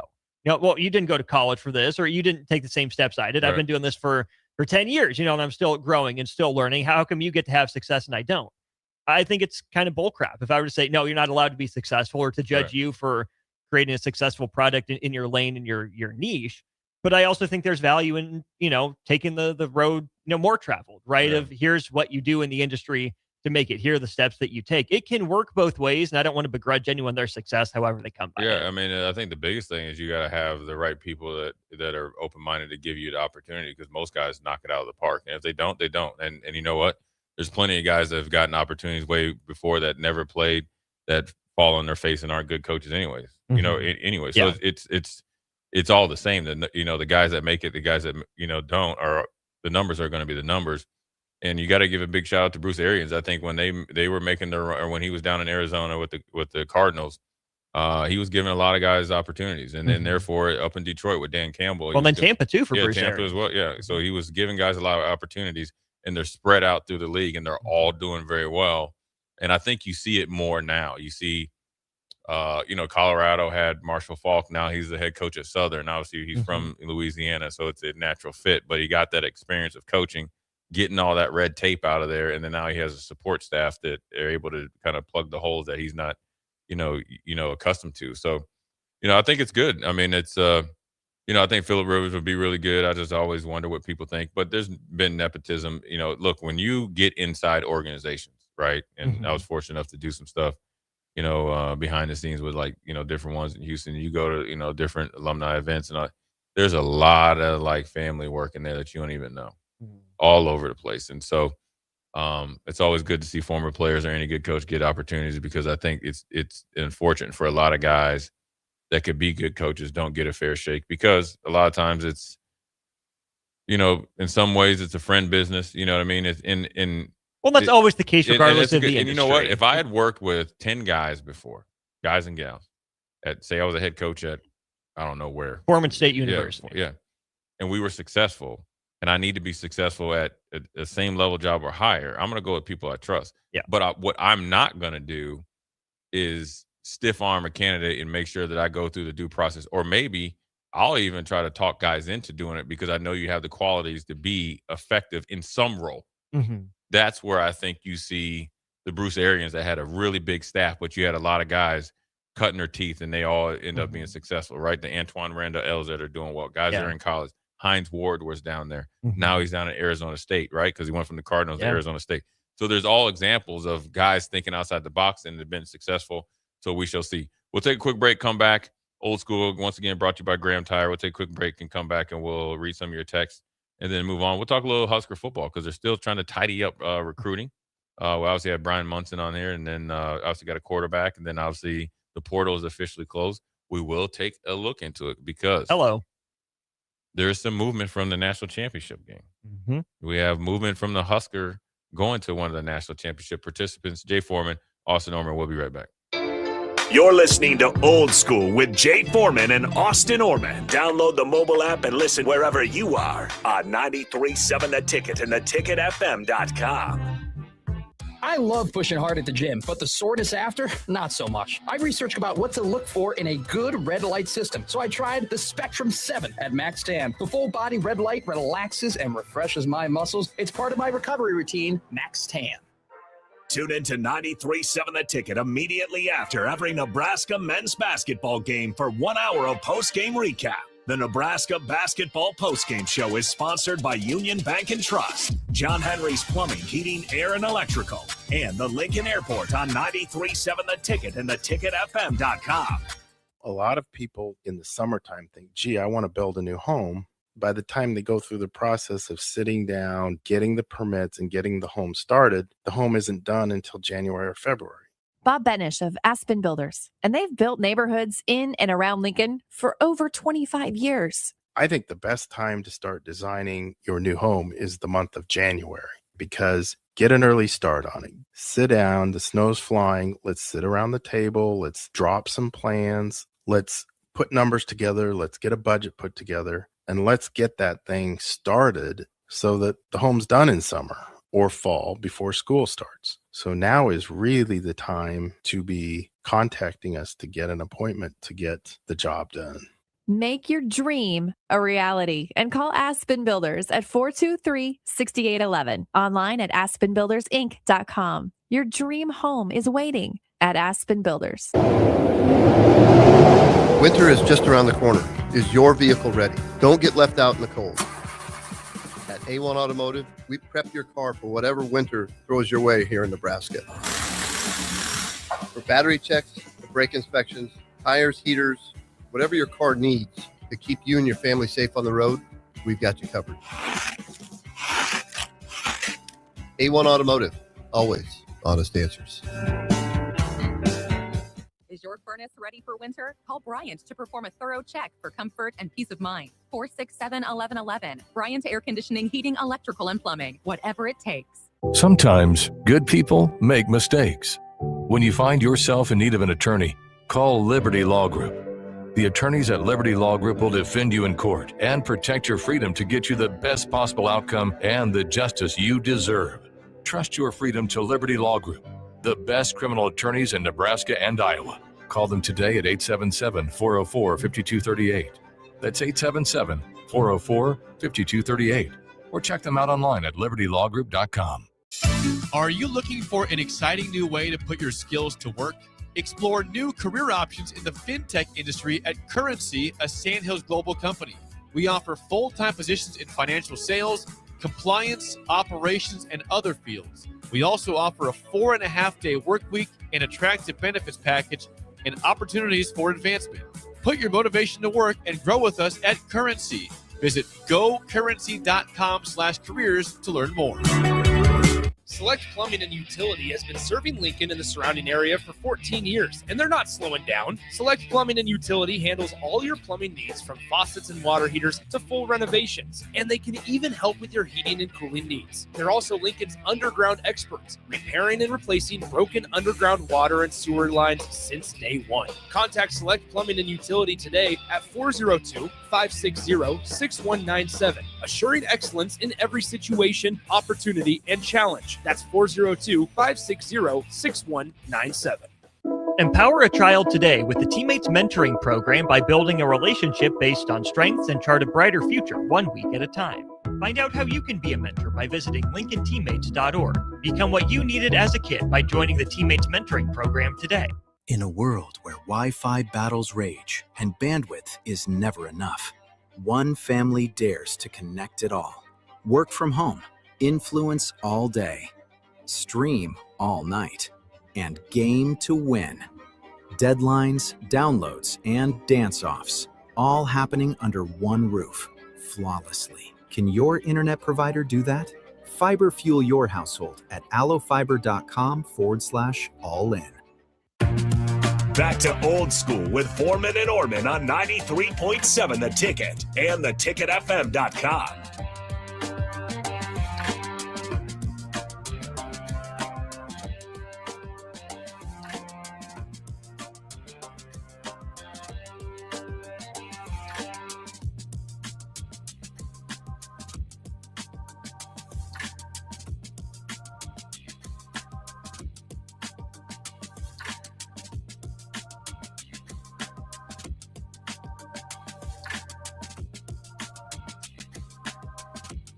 Well, we're back. Jay Foreman, Austin Orman, old school, the new school way. My man is back from the Tundra MPLS. Made it. Made sure I had to check in on my boy, man. I had to make sure you were straight, man. You did check in. I did appreciate the city it. up there, man. It's tough, man. I mean, I gotta, my dad lives right down, kind of not down there, but close enough to where got contingency plan that I'd have to move him out to because he's not able to. I mean, he would never. I mean, obviously, or ideally not be. A part of it, but you just never know. So glad you're back. But I do appreciate the text. I was trying not to get jammed up on a 36-hour work trip. Hey, that'd be the worst. I just never quite know. Tired as all get out. You get hemmed up. Yeah, man. You don't want that. It's cold up there too. You're lucky you ain't like Russia where they have you on the outside. Gulag, baby. Yeah, you're right. Let me see. We got Cubster wants to know this. He said, "I'd love to get your thoughts." With Arthur Smith accepting the OC job at Ohio State, does this now make Ryan Day the next Nick Saban with his school for coaches that don't coach good anymore? I think it's a really good look-see of Arthur Smith, or first Matt Patricia. Obviously, people were questioning whether he could, make a transition into college, considering how his tenure ended in Detroit. Not a lot, and that in pro's different because it's a job. In the way it was in Detroit coming, and he was trying to implement the Patriot way and try to be Bill Belichick and kind of like you're just an asset, you're not a human. I think he learned from that, and and maybe Josh McDaniels hasn't, considering the way he was in the Raiders. But it's as a head coach, but Matt Patricia has got it. The players loved him. He recruited well. I mean, it's not hard at Ohio State, but I mean, still had to do it. Look, if he's in the a-hole, you're not getting you're not. I mean, that defense was serious. So Arthur Smith probably is coming in and trying to get a new look. I think there's not much difference in college offenses and NFL. I think they've both kind of went up and down trying to get ideas. Throughout, college coaches go see NFL stuff. NFL guys come see college stuff. So I think Arthur Smith will do well. I think he might match up probably with Ohio State, what they want to do, get back to a physical offensive line, running attack. Obviously, the quarterback's, pretty special. So it's going to be interesting what his playbook looks like because there was some, issues with it. But also, I think if he partners with Ryan Day in the running game, I think it could help both of them. And as far as, his coaching tree, I think he's doing well. As far as you get Brian Hartline, he's the head coach. Other assistant coaches have went on to other places. They just hired James Laurinaitis. He's their linebacker coach. Again, another former player that actually we used to call games. And, he grew up right down the street from me, and then he went to Wayzata. So I know him pretty well. And so he's back where he wants to be. I think Arthur Smith will do okay. He's got the talent there. He has no excuse. So you got kind of ready-made. You got the quarterback and you got the best receiver in the land. You got probably maybe the best returning running back in Bo Jackson and a plethora of other dudes. You got an offensive line. I mean, he'll be pretty good. But I think you're going to see more of a trend. Some NFL guys coming back to college and, taking a crack at going from head coach or coordinator position. I'm going to be curious to see if there's a bunch of Chip Kelly ping-ponging back and forth between the two, or if maybe some of those guys that gave it a run in the pros settle in at college. Or vice versa, right? Maybe we start getting a wave of college guys going up to the pros, but right now it's pros to college. My big thing with this, Jay, is that's one that I was a little underwhelmed by. Yeah. I haven't loved a lot of Arthur Smith's stuff in the NFL. Now that I'm, the expert or anything. 1 year in Tennessee, he was good. Right. Yeah. But then just kind of felt like he was hanging on to that or couldn't quite get the formula right. And maybe it wasn't all his fault. This is an Ohio State team that I think put some handcuffs on Julian Sayin. Yeah. I think they choked the engine a little bit. They throttled down. Too much. And that's my opinion. And maybe, obviously they're there every day. Maybe they thought this is what we have to do to protect him as the right way or to win. But they weren't pushing the envelope offensively. And I didn't think they leveraged all their advantage. Kind of Philly-esque, right? Just felt a little too basic for all the talent that you thought they would have. And I don't think before the playoffs. Yeah. And I don't think Arthur Smith is that big, inventive, scary. Not that you have to hire a big name, but it just seems to me to fit that trend of, okay, let's kind of put the muzzle on. Let's do just enough to win instead of, hey, we have all these great athletes. Let's let them go do their thing. Yeah. I think you're getting the rinse and repeat. And maybe Ryan Day will have an influence on him. And I think it hurt Ohio State when Brian Hartline left because Brian Hartline was kind of just coming into being a coordinator, wanted to be a head coach. Maybe he's going down there and coming back, but we'll see what Arthur Smith does. I think he can do well. Oh, yeah. I think he's a better coordinator that he gets credit for. I think the Pittsburgh thing was weird, and it's kind of hard with DK and then Aaron Rodgers. Aaron Rodgers kind of, he's a little particular, but it was late.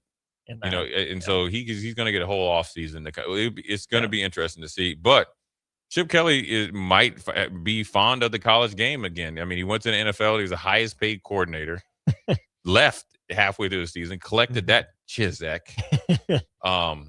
And then now he's like, all right, man, I'll go with Boy Wonder, and we'll be over at Northwestern. That look good in purple down there. Yeah, wherever. Okay. Hey, he is. Hey, available. We'll call plays, and that's what he wants to do. So.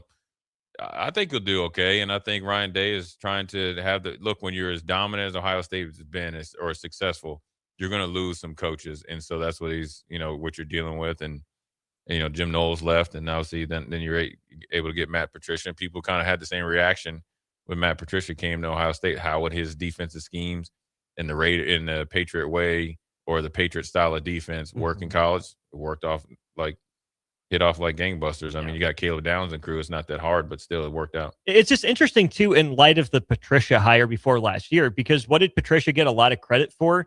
Bringing a lot of fascinating, bizarre, exotic looks to that defense. Yeah. Which, guess what? That was a loaded defense. Yeah. Future NFL guys and future first-round guys Yeah. all over that defense. And what did he do to help that defense be even better? Confuse the living daylights out of college play callers and quarterbacks. The flip side of that is Arthur Smith, right? Is he going to bring something? I mean, football's football at the end of the day, but how creative is he going to be?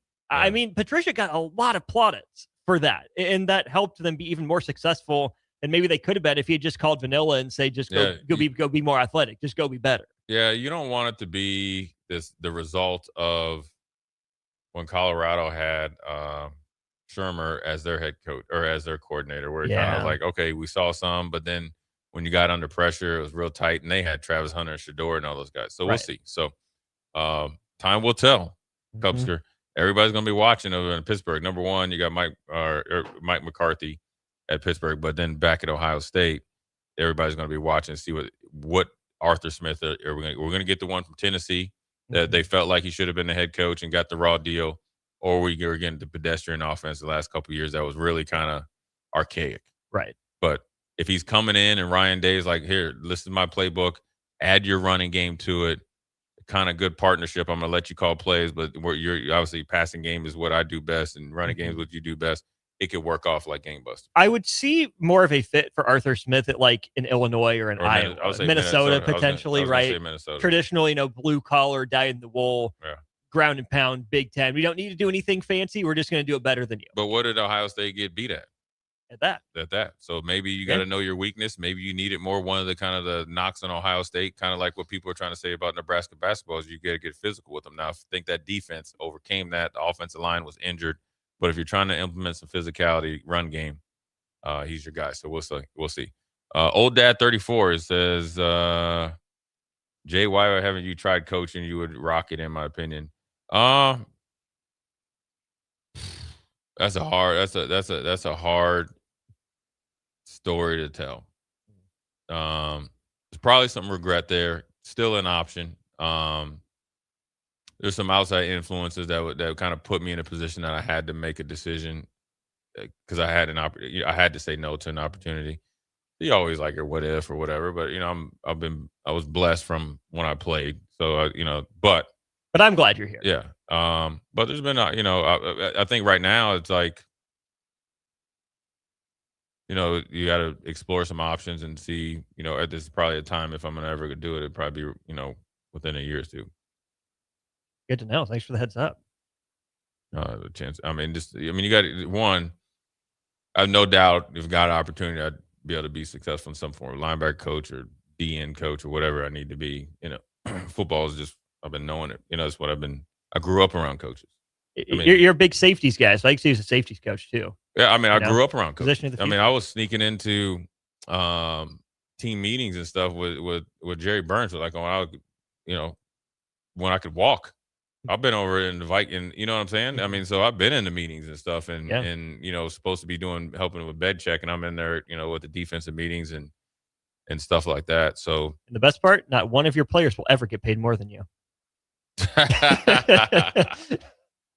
Yeah, they do, man. I was saying these dudes get paid, but coaching is it's a lifestyle, and when if you love football, I don't think it's work. I think it's just part of just who you are, and I've been, my early exposure to football has allowed me to play probably above my athletic ability or whatever, or that's what people think. I felt like I was a pretty good athlete.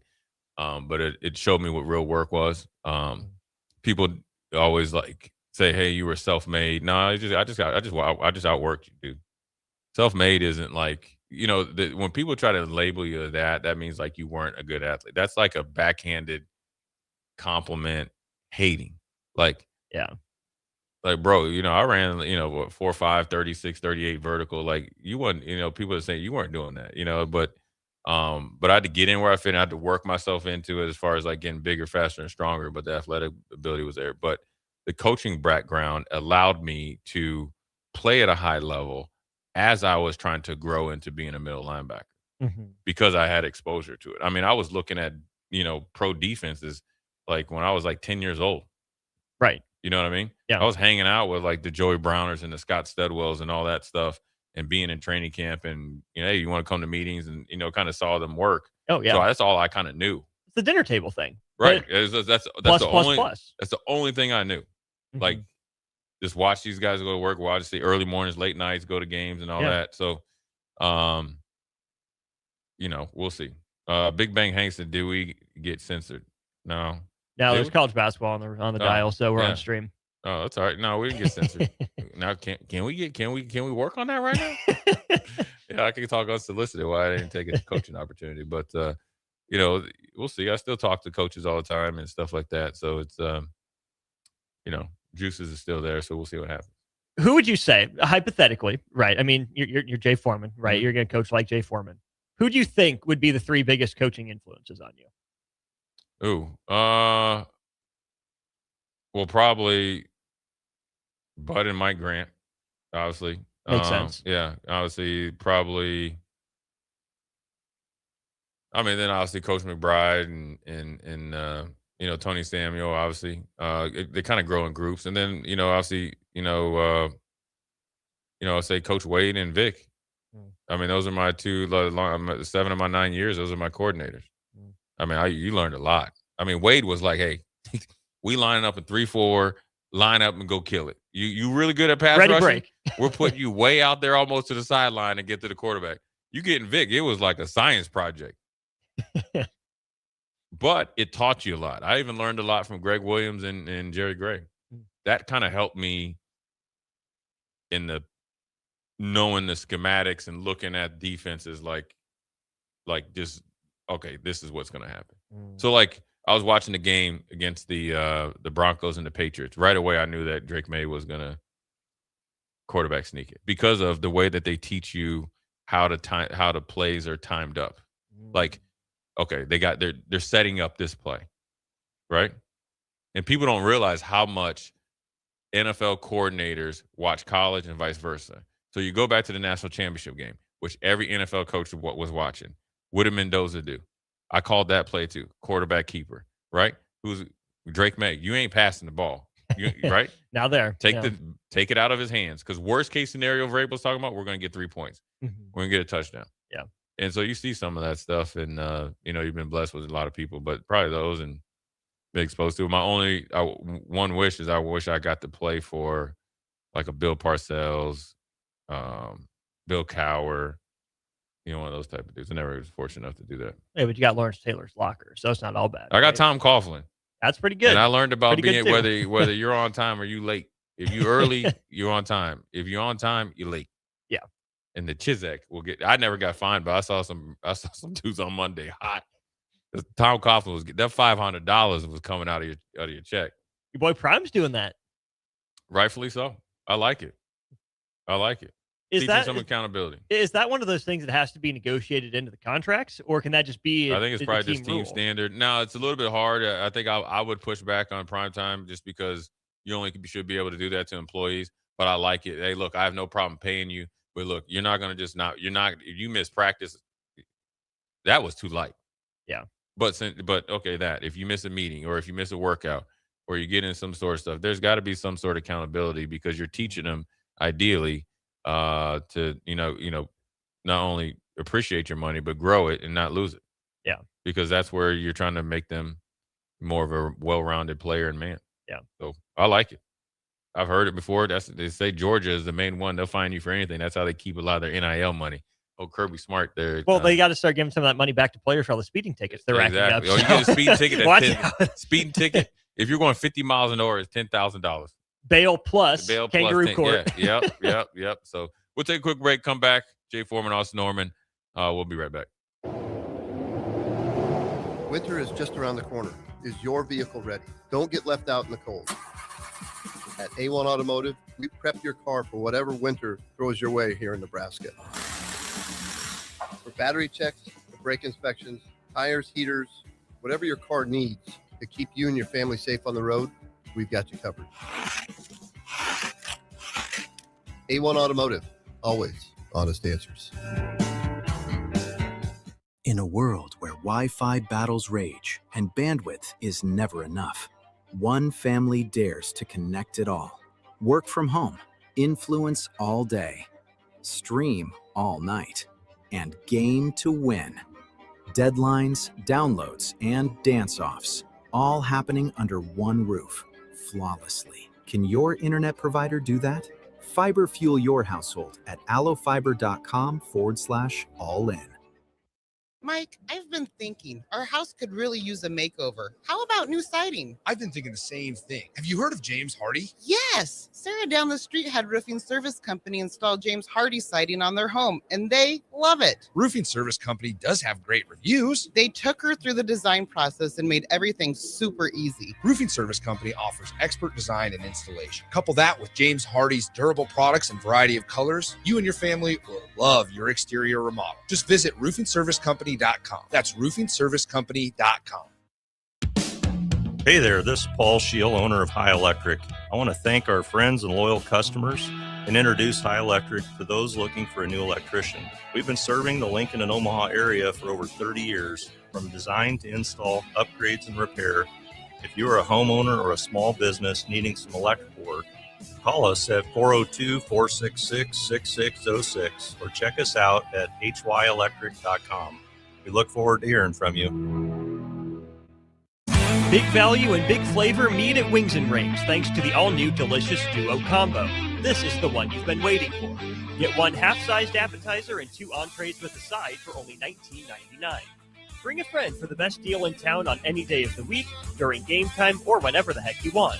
Their made-to-order wings and chicken sandwiches are waiting for you at their 68th and O and 40th and Old Cheney locations. Stop by Wings and Rings and celebrate every day with the best meal deal in town. Rick Heyman here from Sartor Heyman Jewelers. I want to personally thank our great customers for voting us once again the best of Lincoln. At the same time, we're celebrating our 120th year in business in the great state of Nebraska. You can count on Sartor Heyman for the very best quality, value, and customer service. When it comes to your jewelry needs, visit us at South Point, Grand Island, and the Outlet in downtown Lincoln. Visit us today at sartorheyman.com, and thank you for your continued trust after all these years. It's basketball season, and Salt Mine City is your pregame and postgame headquarters in the Haymarket for craft beers and great food. Get ready for the game with their big, fatty 7-ounce hamburger or try a Reuben sandwich served on Blackstone rye bread. And don't forget their beef or chicken nachos with guacamole, sour cream, jalapenos, and more. Wash it down with one of their 12 beers on tap, including the popular Single Axle Light American Lager. Salt Mine City, your basketball headquarters, now open at 2 p.m. Monday through Thursday and 11 a.m. Friday through Sunday at 8th and R. Sometimes good people make mistakes. When you find yourself in need of an attorney, call Liberty Law Group. The attorneys at Liberty Law Group will defend you in court and protect your freedom to get you the best possible outcome and the justice you deserve. Trust your freedom to Liberty Law Group, the best criminal attorneys in Nebraska and Iowa. Call them today at 877-404-5238. That's 877-404-5238. Or check them out online at libertylawgroup.com. If one of the things running through your mind as a business owner is the recurring worry of possible cyber attacks, you can let out a sigh of relief. Hamilton Business Technologies has you covered. As the official business IT partner of the Huskers, we offer real-time threat monitoring, advanced security protocols, and more to keep your data safe from harm. We care about the success of Nebraska businesses and communities like yours. Learn how we can help you at hamiltonisbusiness.com. Bauer Underground has been serving local contractors and utility contractors all across the state since 1997. When you see the black and white trucks, you know that the best workers in the business have arrived. Bauer is currently looking for equipment operators, laborers, diesel mechanics, and aerial linemen. Join the brotherhood built on hard work, authentic people, and a pedigree of success. They're offering top-notch benefits, a matching 401k, and a $600 per year clothing allowance. Bauer Underground, a family-friendly company with plenty of room for advancement. Back to old school with Foreman and Orman on 93.7 The Ticket and theticketfm.com. What up, quick segment. Jay Foreman, Austin Orman, put a bow on this cold Monday before we turn it over to my man Tom Chattel. bring you another hour. Got a lot of knowledge and obviously experience. Austin, real quick, there's a big game tonight. Arizona up at BYU. Who you got and why? Man, Arizona has been so good. AJ DeBonsa just went nuclear the other night. I think I probably lean Arizona in this one. I think they have a little bit too much just at the end of the day. I am not sure BYU can hold up to just how strong Arizona can be inside. They are just absolutely relentless. I could also 1,000,000% see a game where DeBonsa says, you know what, I'm really feeling it. Let's make it 2 in a row. Maybe it doesn't go for 40 again, but like a 30 burger. Right. And he's a guy that has been better in the second half of being in control of the game. I think that's a place that he's really grown. So I think I lean toward Arizona in this one. Obviously really close, but man, let's say BYU gets it done. Let's say DeBonsa does it. That opens the door, Jay. It opens the door. It opens the door. It opens the door. And that cold comes in there. I want to ask you this real quick. They say Cooper Flag reclassed because of yeah, no, not true. You don't think so? Jay. Homeboy's Jay, cold. Jay, Cooper Flag was flirting with quadruple doubles as a 16-year-old. I'm just telling you, man. He ain't got game like that. Homeboy can get down like Charlie Brown. AJ is legit. Yeah. Really good player. But come on, let's not do my boy Coop dirty like that. You know better. I've been waiting all weekend to ask you that. You know better than that. You know my boy Coop's I've been waiting all week to ask you that because blooded.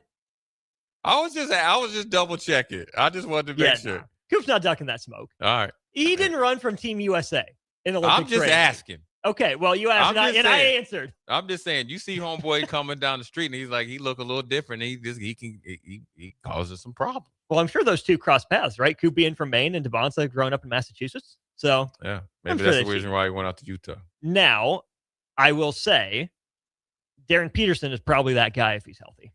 Yeah, I like Peterson a little bit more than I do DeBonsa. Yeah, he's an NBA player playing in college. Yeah, smooth as ice cream. So let's not forget the other main event tonight, Jay. What's that? It's on our airwaves right now. Oh yeah, Duke. The nation's best freshman, Cameron Boozer, takes over our airwaves. I know. Going for the season sweep of Louisville. Louisville's coach tickles me to death. I do like me some Pat Kelsey. I was upset at that hire because I think he's a really good coach. Yeah, I like it. It'll be interesting. Is it at Louisville? No, it's at Duke. Oh. Duke won on the road. No Michael Brown in the first matchup for Louisville. Over. He's back tonight. It's over. He's back tonight. It's not working. You ain't winning at Duke. So they've been out there since 3:00 in the morning. Anyways, Jay Foreman, Austin Norman. Austin's back in town. Old school. We'll holler at you tomorrow.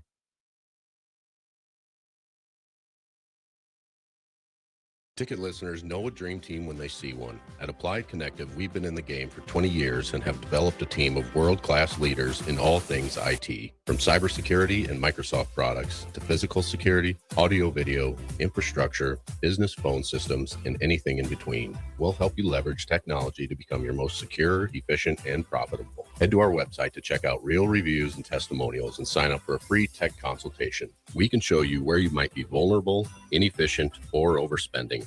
It's a game changer, and it's totally free. Claim yours right now at appliedconnective.com.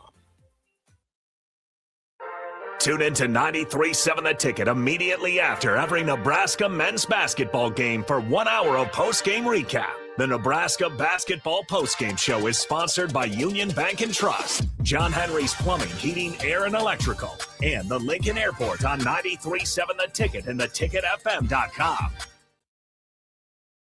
Want to make the easy call? Call John Henry's. From leaky pipes to a broken AC, flickering lights to furnace fights, even drains and duct cleaning, we've got it handled. Plumbing, heating, air, and electrical, all under one trusted roof. Proudly serving homes across Lincoln, Omaha, and surrounding areas and ready 24/7. Visit calljh.com or call John Henry's. 435-5555. John Henry's Plumbing, Heating, and Air. And electrical. Graham Tire presents